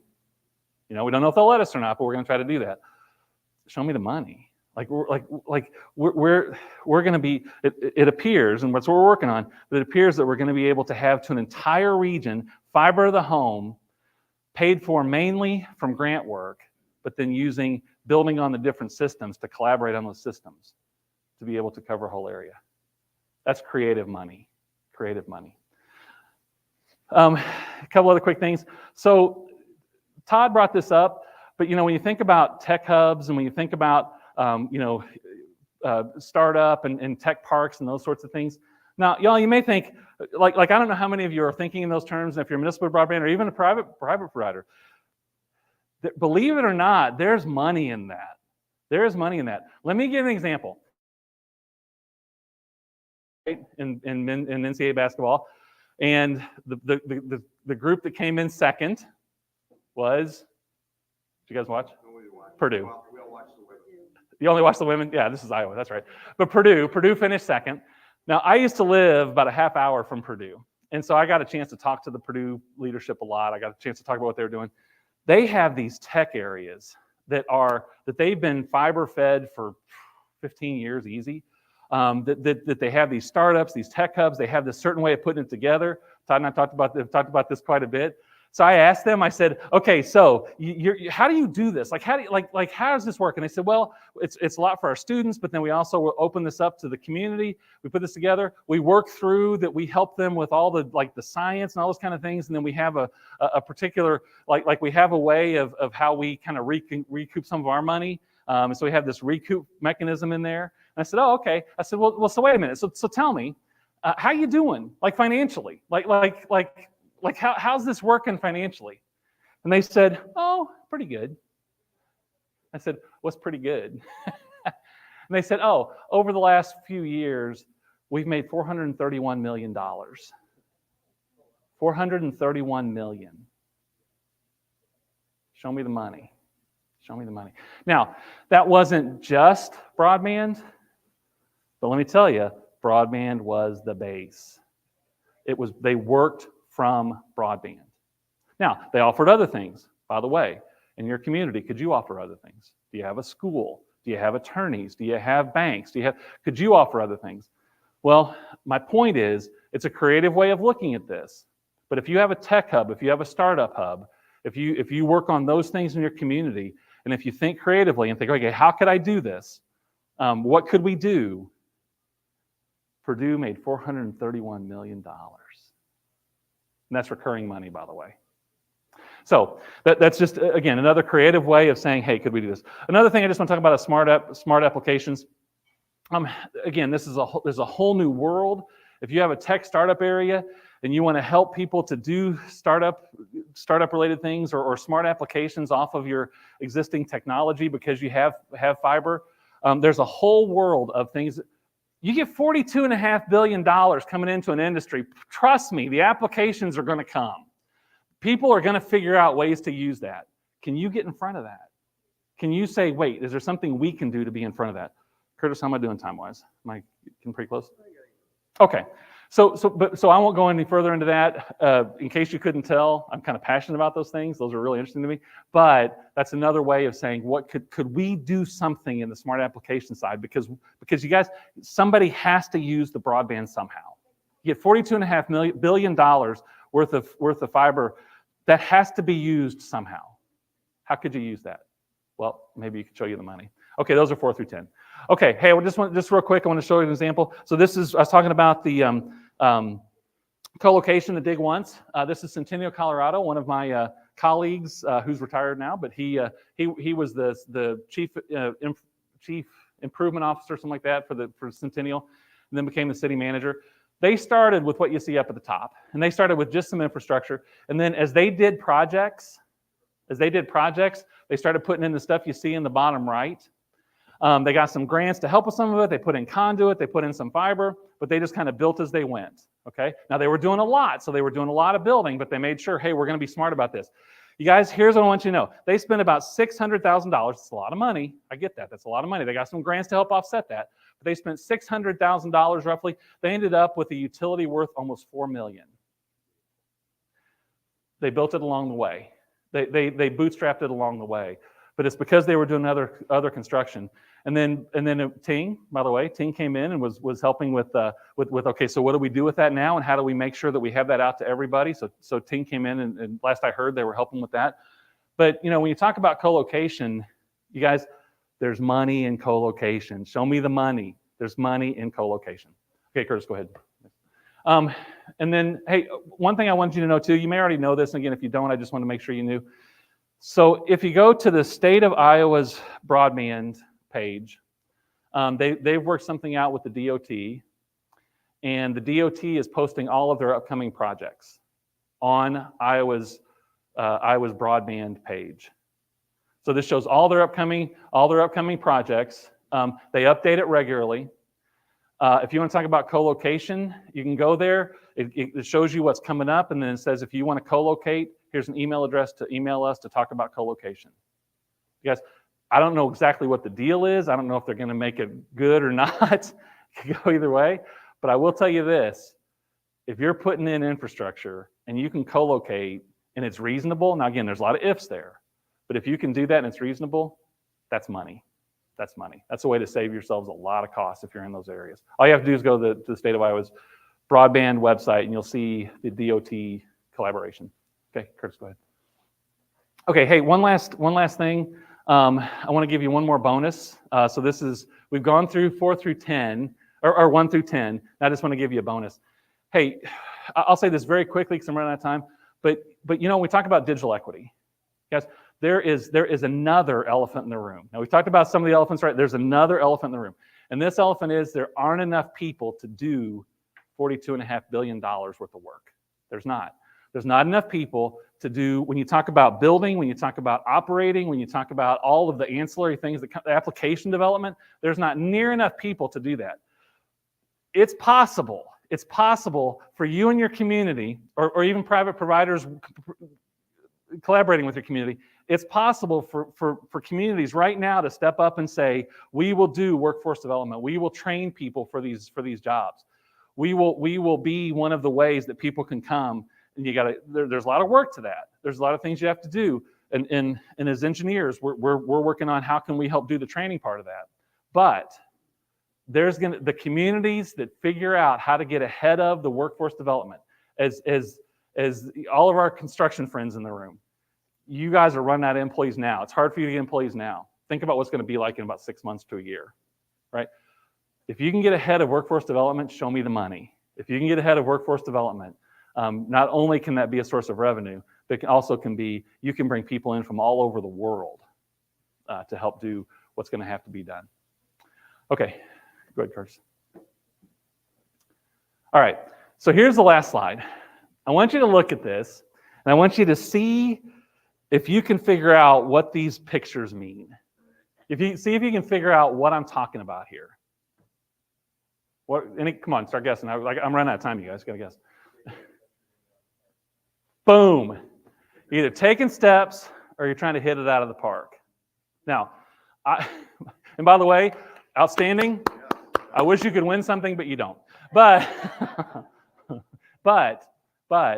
you guys, what I've gone through is 10 steps that are incremental steps, that all could be incremental steps. Yeah, we're doing this. Yeah, we're doing this. Yeah, we're doing this. Perfect. That's great. That's awesome. But you know what? There's some people in this room that could be stepping up to the plate to say, I'm going to hit it out of the park.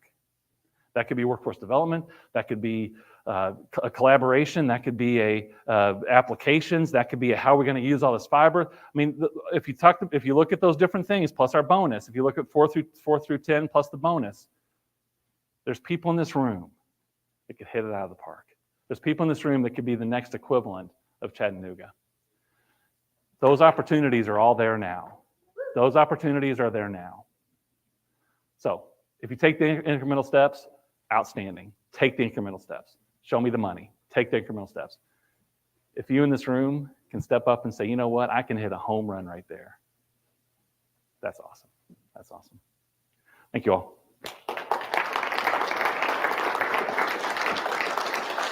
Do we have time for Q&A or did I use the whole thing? Okay. Are we just going to run late? Next session was supposed to start at 4:15.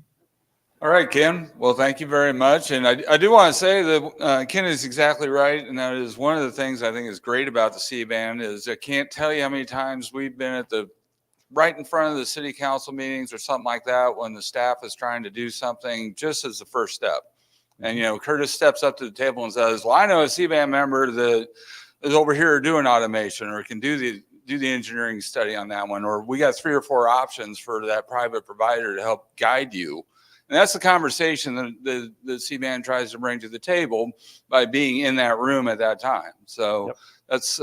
That's exactly right, Kim, because then we can have conversations. And it's the conversations that other people have with the specialty that actually bring the home run. Absolutely. So thank you. You guys, there's a depth of any of those points. You know, I just went through the summary of them all. Does anybody have any questions about anything specific? I mean, we don't have a whole lot of time, but anybody have any questions about anything specific? Because there's a whole bucket of stuff that I, you know, just went to the top level on.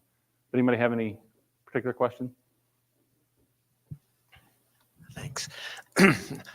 I'm not trying to monopolize. I just had a burning question. Hi, Ken. My name's Tom Esselman. I love the title of your talk, Show Me the Money.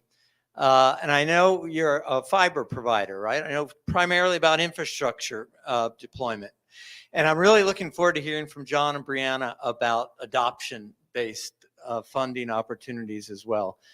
But what I didn't say when I was talking earlier with Gigi is what I'm currently doing now, as I'm working on something called the Digital Equity Program Office, and it's dedicated to making sure our region becomes really good public stewards of all this money, the new money coming into the picture. You mentioned BTOP, and a lot of us that have been working in this space for many years know that there's been some criticism that a lot of that money just got filtered away and nobody knows whatever happened to it.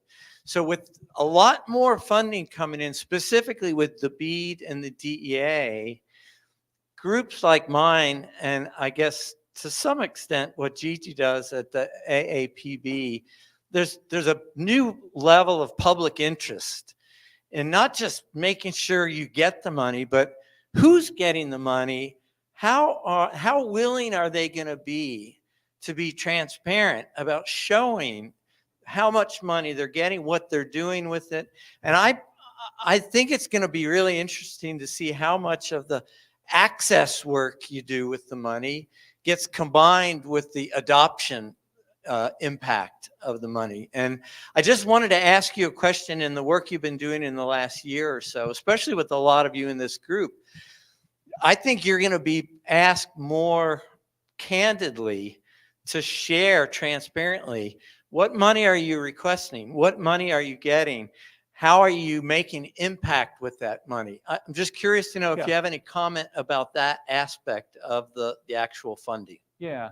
So, when you talk about the grant programs particularly, and by the way, we're engineers, and so we deal with, and my group deals with helping folks figure out their strategy, and then we hand it off to design folks they're within our company. So, but when it comes to those, particularly the grant programs, which I think you're speaking mainly about, some of that's going to come down to two things. I think it's going to come down to the rules that are written, which we don't have yet.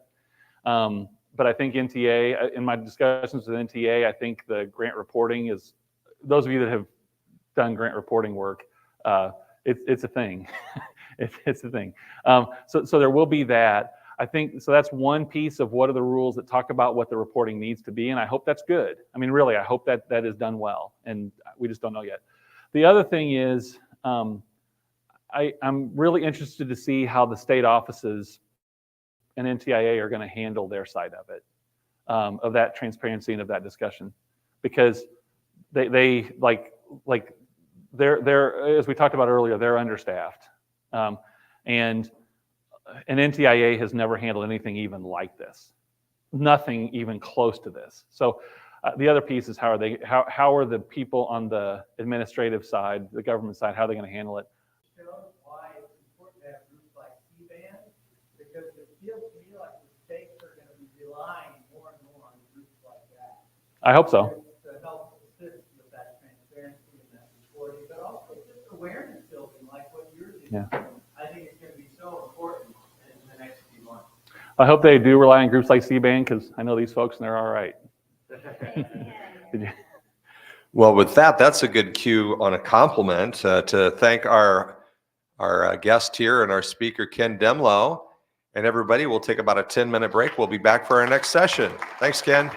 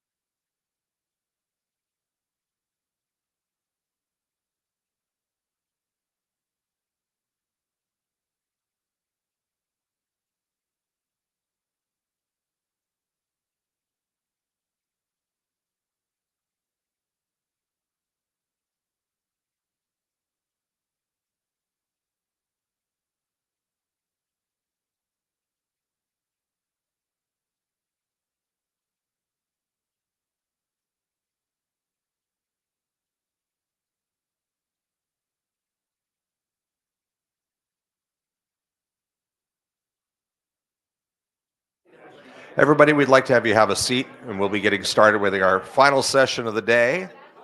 We also want to invite you to stick around after the final session at 5 o'clock. We're having the opening ceremonies of a somewhat Olympic-themed IAMU Broadband Conference and Expo. But you're all welcome as part of our attendance here today to stay for that as well. We'll be starting in just a couple of minutes.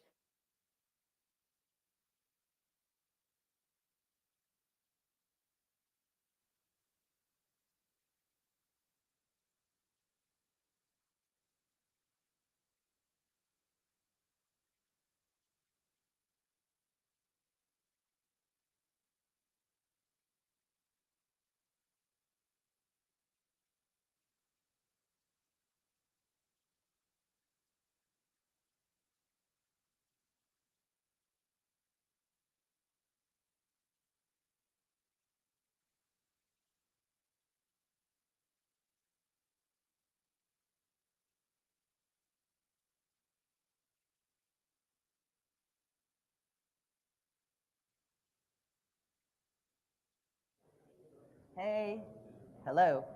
Is this thing on? We're going to get started with our final session as soon as everyone gets seated. You can put up the first slide if you want. But we have There we go. a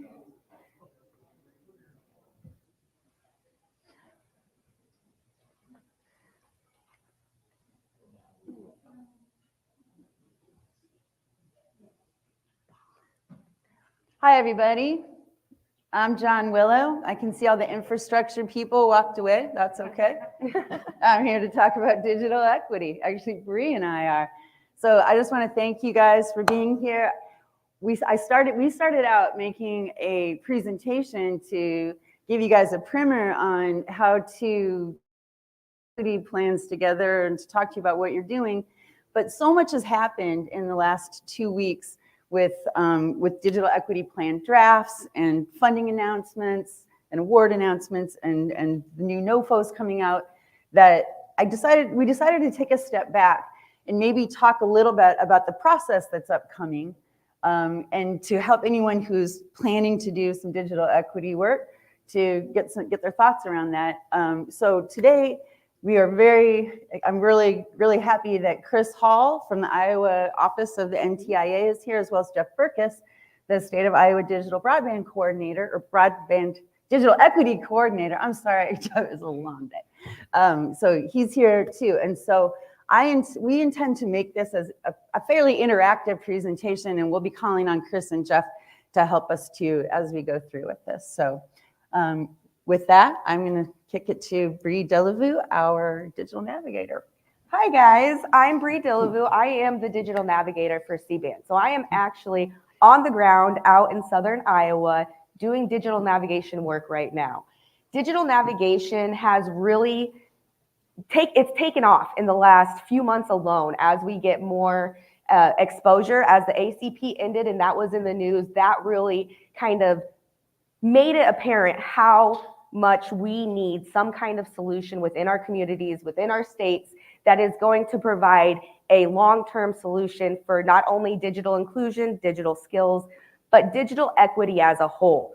Digital equity as a whole, the plan, we need to wrap around every part of it, not just infrastructure, but the skills and the devices. It is a big plan, big picture to make sure that people are connected, not just in libraries, not just at home, but everywhere they go, so that they have the opportunities to participate in the digital world.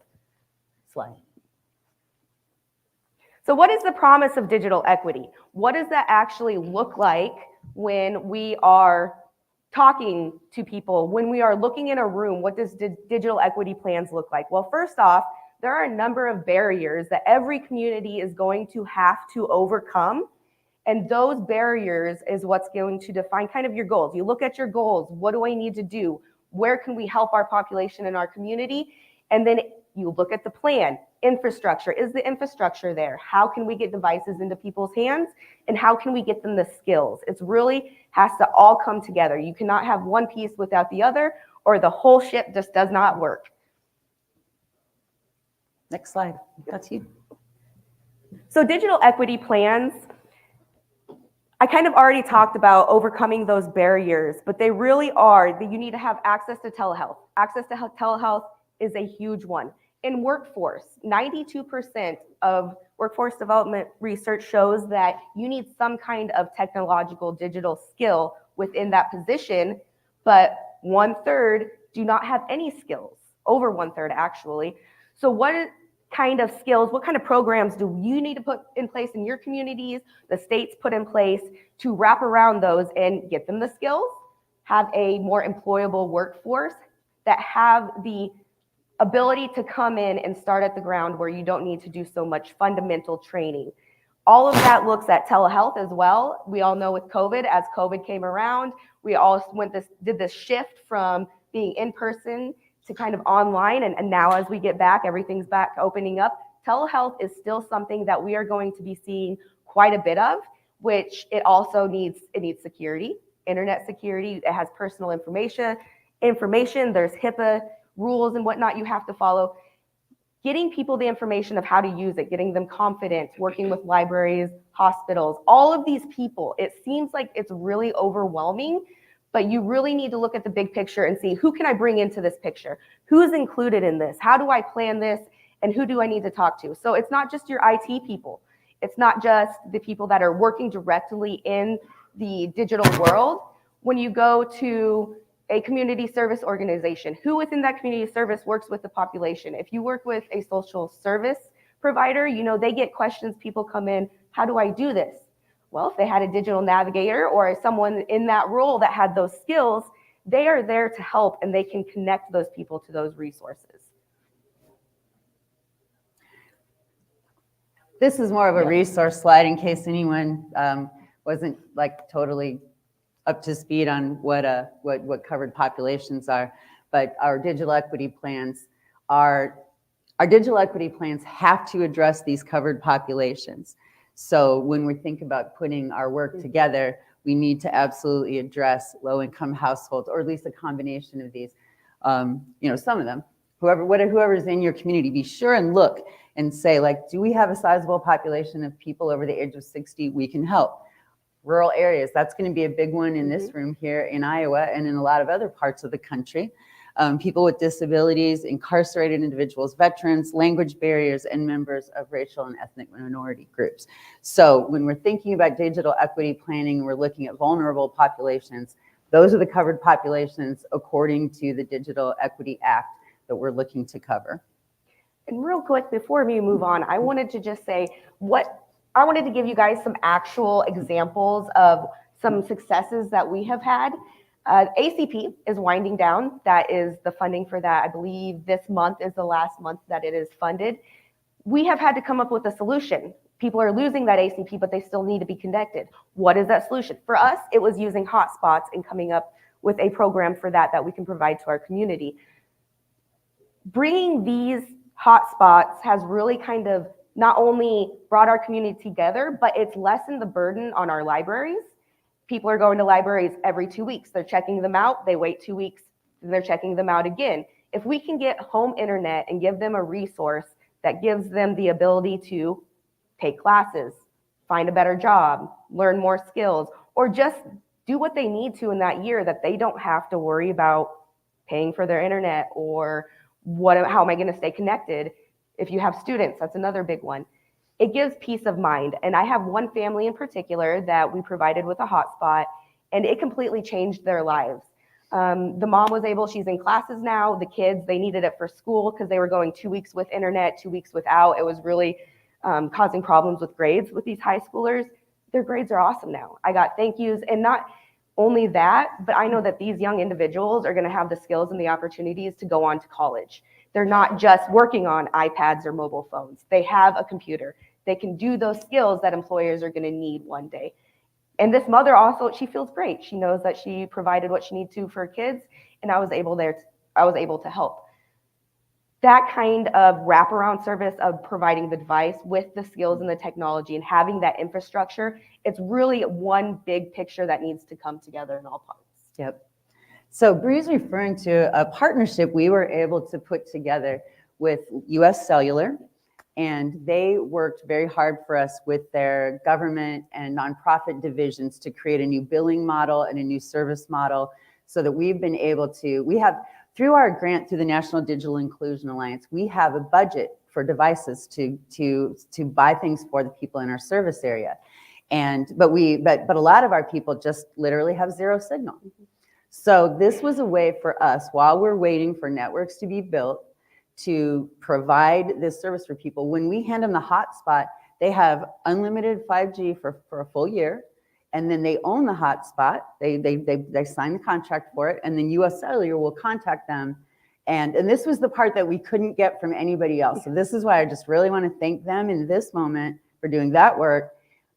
They will follow back up with the people who own the hotspots and say, if you don't have a solution for internet right now, and you need to keep going with this hotspot, then you can sign up for a regular low-cost US Cellular plan. And if we have a subsidy back by then, it will be in the subsidized plan range.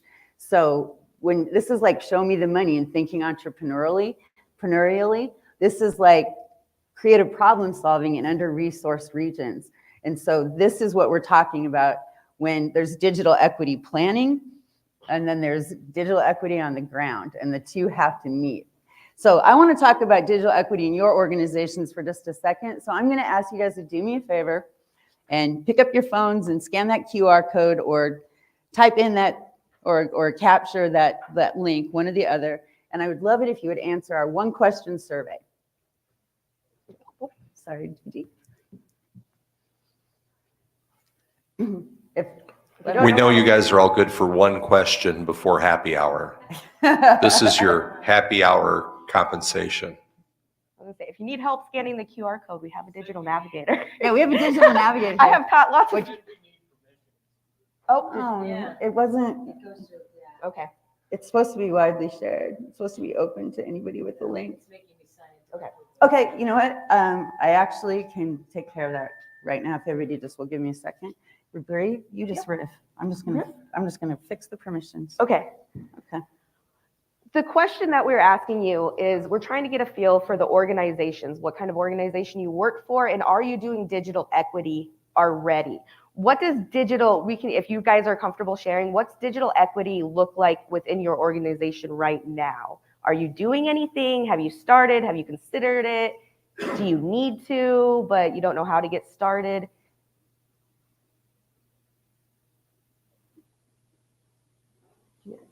Almost. Okay. You can also just directly type in that link, everybody. Oh, yes. Well, yeah, it they has still to need have permissions. That's the. Oh, thing. it still needs Yeah, permission, it's doesn't it? It's permission to take that. Yeah. Mutual apologies. Yeah. No, I mutually apologize because I actually did test this. I promise. But we were having permissions issues today, so it's making me sign in. We can't blame it on GoDaddy this time. Shut up. That's not inside any baseball or anything. And we would encourage those of you online too, if you wanted to just type in a message on the chat about your activities, we'll be happy to share those with the group here as well. You know what? I think we're going to have to just move on from this part of the exercise so that we don't get truncated. But it's okay. What I was really hoping to, what I really want to talk about today, and I still want to talk about it, is what kind of work you guys are doing in your organizations. But before we get to that, we'll do the next slide. And this is where Chris Hall comes in handy. Chris, where are you? Hi. All right. So there are a passel of digital equity grants just about to come down the pipeline. All the grants are coming from the NTIA, from the Digital Equity Act. They go two places. Two of the grants come through the states. The state planning grant program, that was a $60 million program, is done. A state capacity grant program that comes through, and that is the state capacity grant program is the program that's the digital equity plan that Jeff wrote and that everyone has written, and the funds from that program will be controlled by the states. But there's also a competitive grant program that any organization can apply for, and we can, let's move forward a little bit. Let's move to the next slide. Okay, let's move to the next slide. So the capacity grants can be used for these 5 purposes: to maintain or update a state's digital equity plan, to implement the plan, to make subgrants to implement the plan, to evaluate the subgrantee's efforts, and to cover overhead. The competitive grants, on the next slide. Oh, that's okay. That's a discretionary grant program that's administered by NTIA. So it'll fund annual grant programs for 5 years to implement digital equity projects. So these are the programs that fill in around where the states had to stay within their 5 categories. We can do a little bit more here as I understand it. And the base of applicants is pretty generous as well. So state political subdivisions, tribal governments, nonprofits, that's obvious, community anchor institutions, there you go, local educational entities, and then entities that carry out workforce development programs. Some of these can be for profits, they can be different kinds of nonprofits, but the money is funneling that way. And Chris, I was wondering, was that all right? Yes. Was that clear? Can you talk a little bit, Chris, about some of the deadlines that are coming up and how the process is going to work for people? Sure. So yes, you also have given a good overview. I would say the state planning grants just recently closed. So the very end of March, the last batch of states submitted their plans to NTIA, and each of those plans are in the final stages of being accepted. So each state has spent the better part of the last year to year and a half putting together a plan, evaluating what is in their backyard, both who they have as covered populations that exist in each state or territory, and also what barriers they face for digital equity. Now that they've drawn and drafted a plan, NTIA is reviewing those plans and accepting them. The second phase is the capacity grant program, which was just up on screen. And those capacity grants are going to be awarded to the states that just put together a plan. Those capacity dollars are really geared toward implementation. So after drawing a plan, what would you want to do next? You'd want to follow your plan and have funds made available both to the states that drafted them and to sub-grantees and organizations that can actually help put those plans into action, filtering the dollars out into the states to tackle these barriers and make digital equity more of a reality. The third program is that competitive program, and that is one that bypasses the states as a filter and goes directly to organizations that work in the digital equity space. So these organizations, they could be local governments, they could be community organizations or community anchor institutions, and they will have an opportunity to apply directly to NTIA and compete, hence the name competitive grant, compete in a competitive grant scoring and review process to get dollars to actually help put these in action at a local level. So they have the opportunity to operate within their state's plan and contribute toward some of the goals and use the data that's been identified. But they also have the opportunity to be more creative and perhaps really focus in on a specific area of expertise that they've developed. Can I ask, I have a follow-up question. Sure. Do you know yet what the grant range, the grant minimums and maximums are on the competitive grants? And I ask this because there is, among smaller organizations that do digital equity work, I have heard conversation that there's a concern that these will go to, that those competitive grants will end up getting soaked up by very large organizations, so that like individual programs in individual regions won't be. Mm-hmm. Is that what's the range like? Well, I would say at this point, the competitive grant is being drafted. It's being worked through at the NTIA level among program leadership and legal counsel. And so folks such as myself that work on the ground in each of these states actually don't have a great sense of what a minimum or a maximum allocation will be. We haven't seen the draft of that notice yet. Has there been conversation around when talking about the purpose of the grant, of that competitive grant, has there been conversation that would help people understand if it's more, if there is opportunity at the local level, or if it is more of a national grant, like national nonprofits and agencies?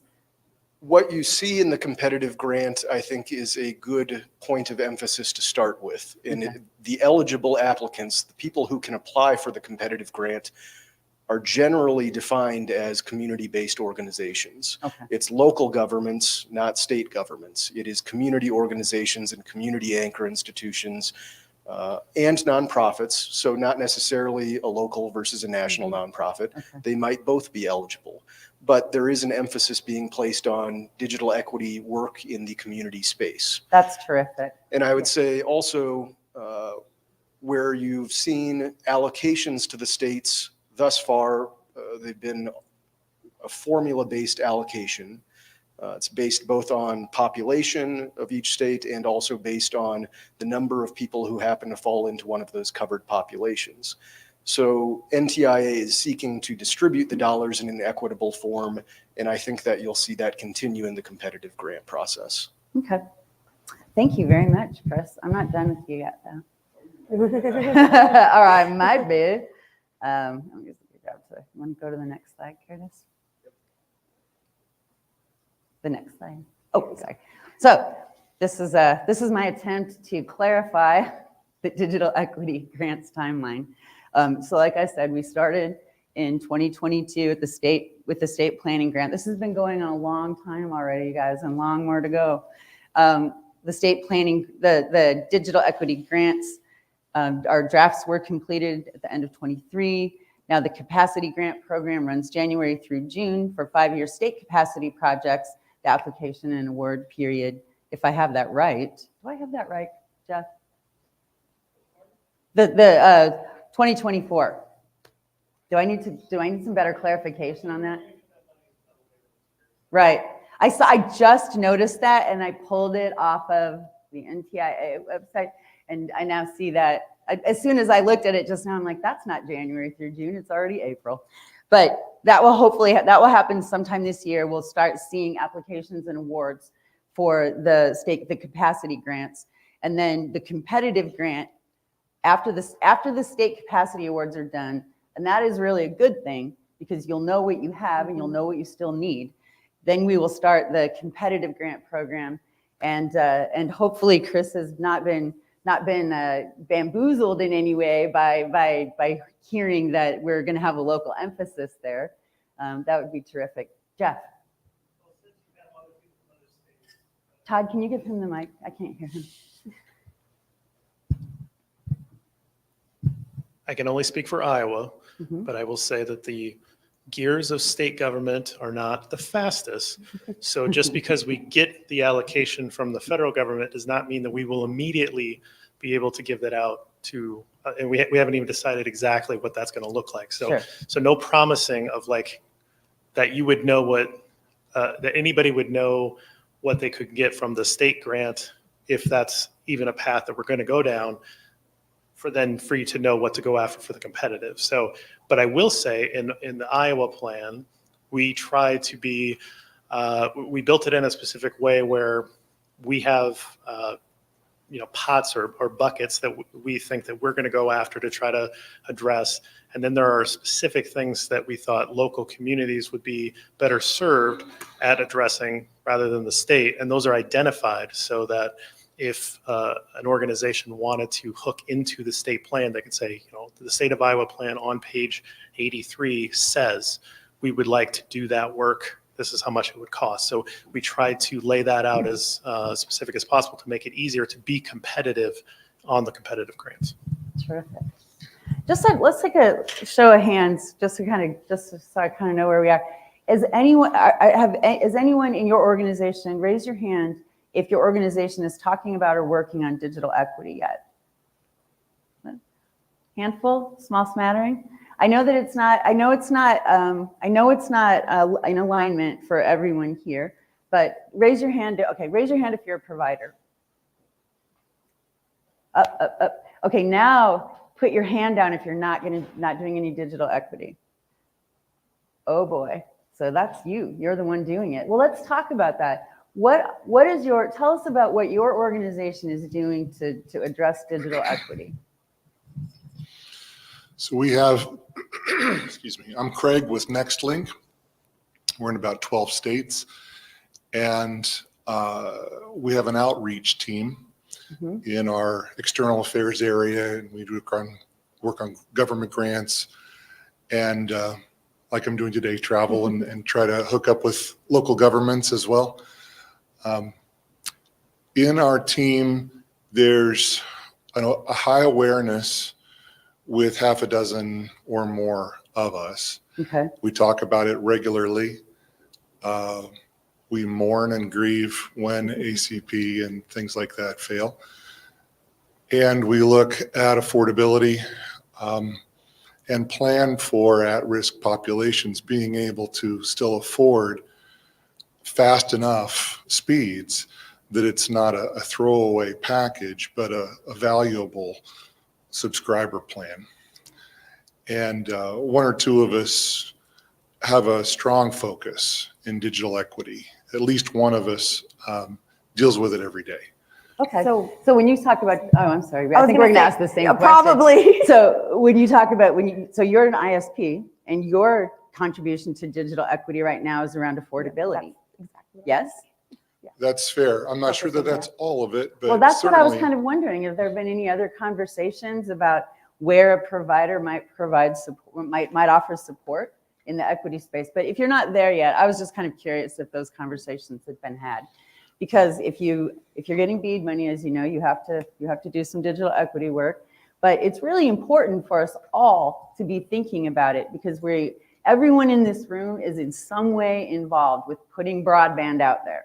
With whether you're putting it in the ground or providing it to your community or some other role or everything in between. You can bring it, but if people can't use it, if they can't leverage it, if they can't improve their lives with it, we haven't done our jobs. This big push is to level the playing field to the extent possible. And leveling the playing field doesn't just mean bringing fiber to the door. It means getting it in that house, getting a device that is reliable, that teaching people what they need to know. Basic skills, internet security. When we talk about internet security, we're talking about one thing. When we have consumers who we're training for the first time, who's showing them their first device for the first time, internet security to them means don't give away your password. That's still really out there. And it doesn't make any sense to hook everybody up and then just see who floats to the top. This is a chance for us to lift all boats. So if you're not doing digital equity now and it's not part of your plan, remember that rising tides lift all boats. And even if you sell conduit, it would behoove you to think about where that conduit's going and what its real purpose is. And that's me on my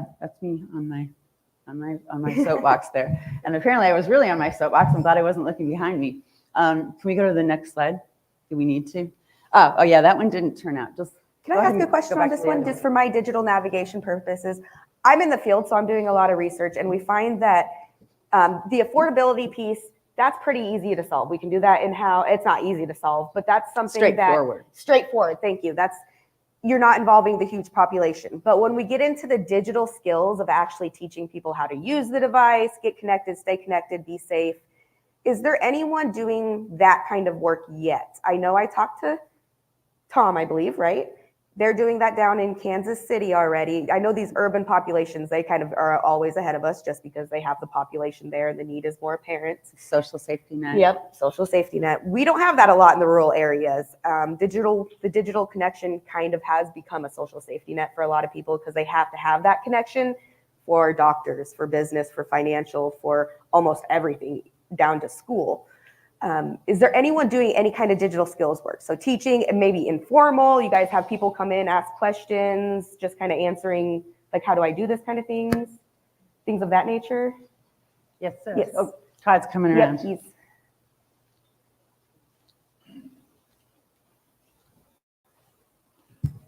I think as you talk about that, in my mind, digital equity is this, massive undertaking. But what you're talking about is what we've done every day for the last 100 years. I mean, not with broadband, obviously, but, so, I mean, all of our customer service staff are trained to have these conversations. Our techs are showing people how to use things. We actually have a great vendor in the back of the room there that supplies us with parental controls on the devices that we have people download and show them how to use. And partner with vendors like that. So I think maybe just based on what you're talking about, I take for granted what we actually do. Yep. And I don't think of it as digital equity, but from the sounds of things, we probably do more than what I realize. I mean, we're in our school systems talking about the, internet safety and partnering with them, because kids are probably just as vulnerable, if not more so, because they're not as cautious as the elderly population. So, so I think we probably do a lot of the things. I don't classify it or call it digital equity. You made a great point. That's I was actually gonna the say, point I was going for is we don't realize we're actively participating in digital equity until it's brought to our attention a lot of the time. So if you're a provider and you have someone comes in and says, how do I do this? Just something simple, you don't even think about it, like adding a contact to your phone. That's digital equity. That's digital skills. Like anything, go to the library, you go to schools, you go to the doctor's office, you go to the store, you go to Hy-Vee. They have to have a large amount of technical skills now because of the online shopping. All of that stuff, it's all becoming this digital world where we're not just talking about computers and devices. We're talking about being able to actually do a job function because that job function is now on some sort of technological device. So you guys are probably doing more than you think. If you're teaching your mother how to work Netflix, or you're teaching a cousin, or anything like that, we think about we're all constantly helping people with new technology. You're already active in the digital equity space. So how can we turn that and take that into something where people are getting the skills they need on a bigger level so that they are actively participating? Because we have some amazing people that would do some amazing things in this world if they had the access. For a lot of, access to the internet, access to a device, access to the skills, the access is the biggest part. They need the opportunity to be there. That's right. Years ago, we called it customer education. Yes, there you go. Yes, customer education. Another name, customer service, community navigators, digital navigators. There's so many names that you could name it, but what you're doing is you're just a person there to help another person, teach a skill, give them an opportunity. That's what it looks like. Can I ask a quick question? And I know we have a NTIA rep. And are you with the State Office of Broadband Development? So I know I look incredibly young, but I'm not so young that I don't forget there was a time as I was growing up, if I or my parents or my brothers and sisters had any trouble making a phone call, we picked up this thing called a telephone and we dialed one number, a 0. And there was a person there provided by phone companies called the operator.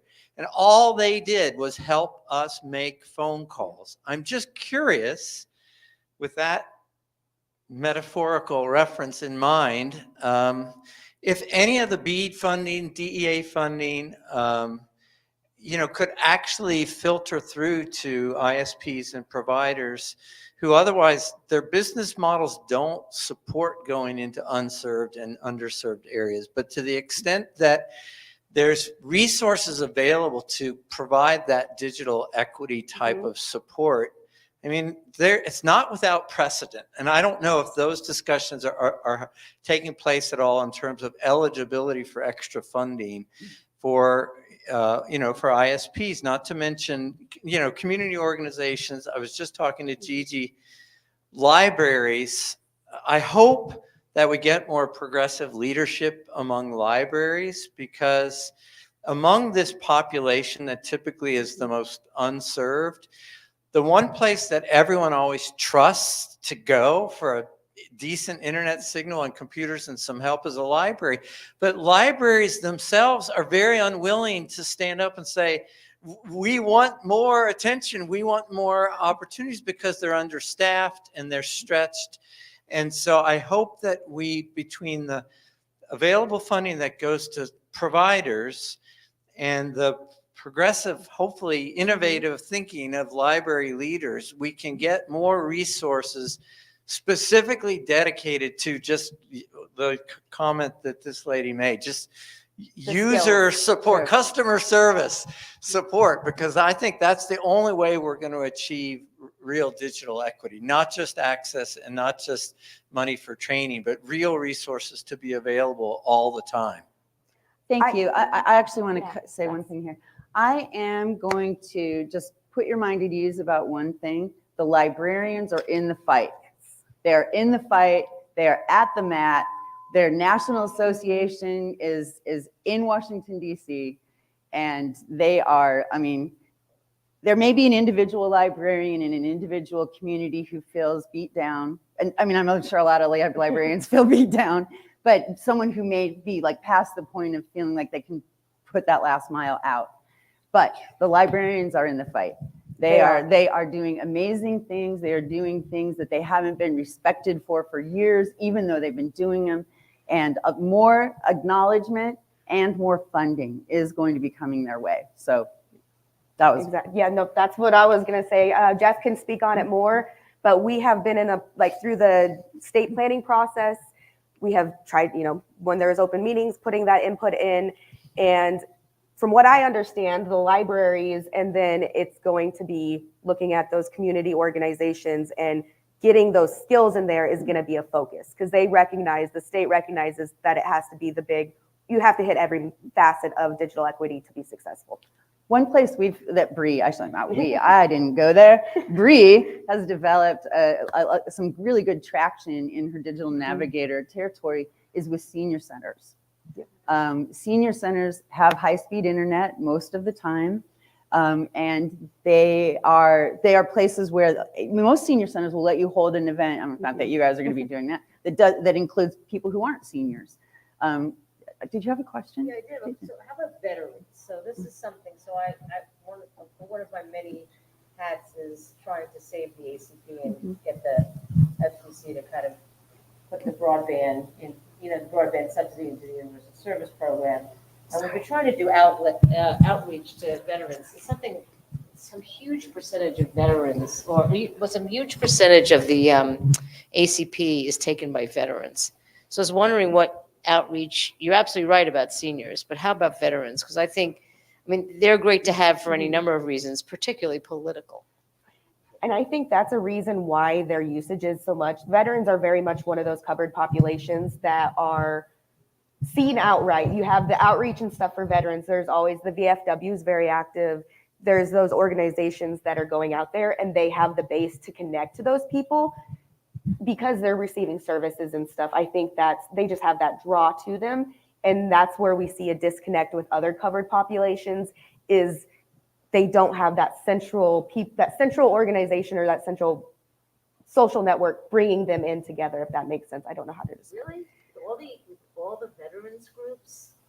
The veterans do, but the other ones we see like low-income families. But I think Bree was saying like there's a national organization, a government or entity that serves all veterans.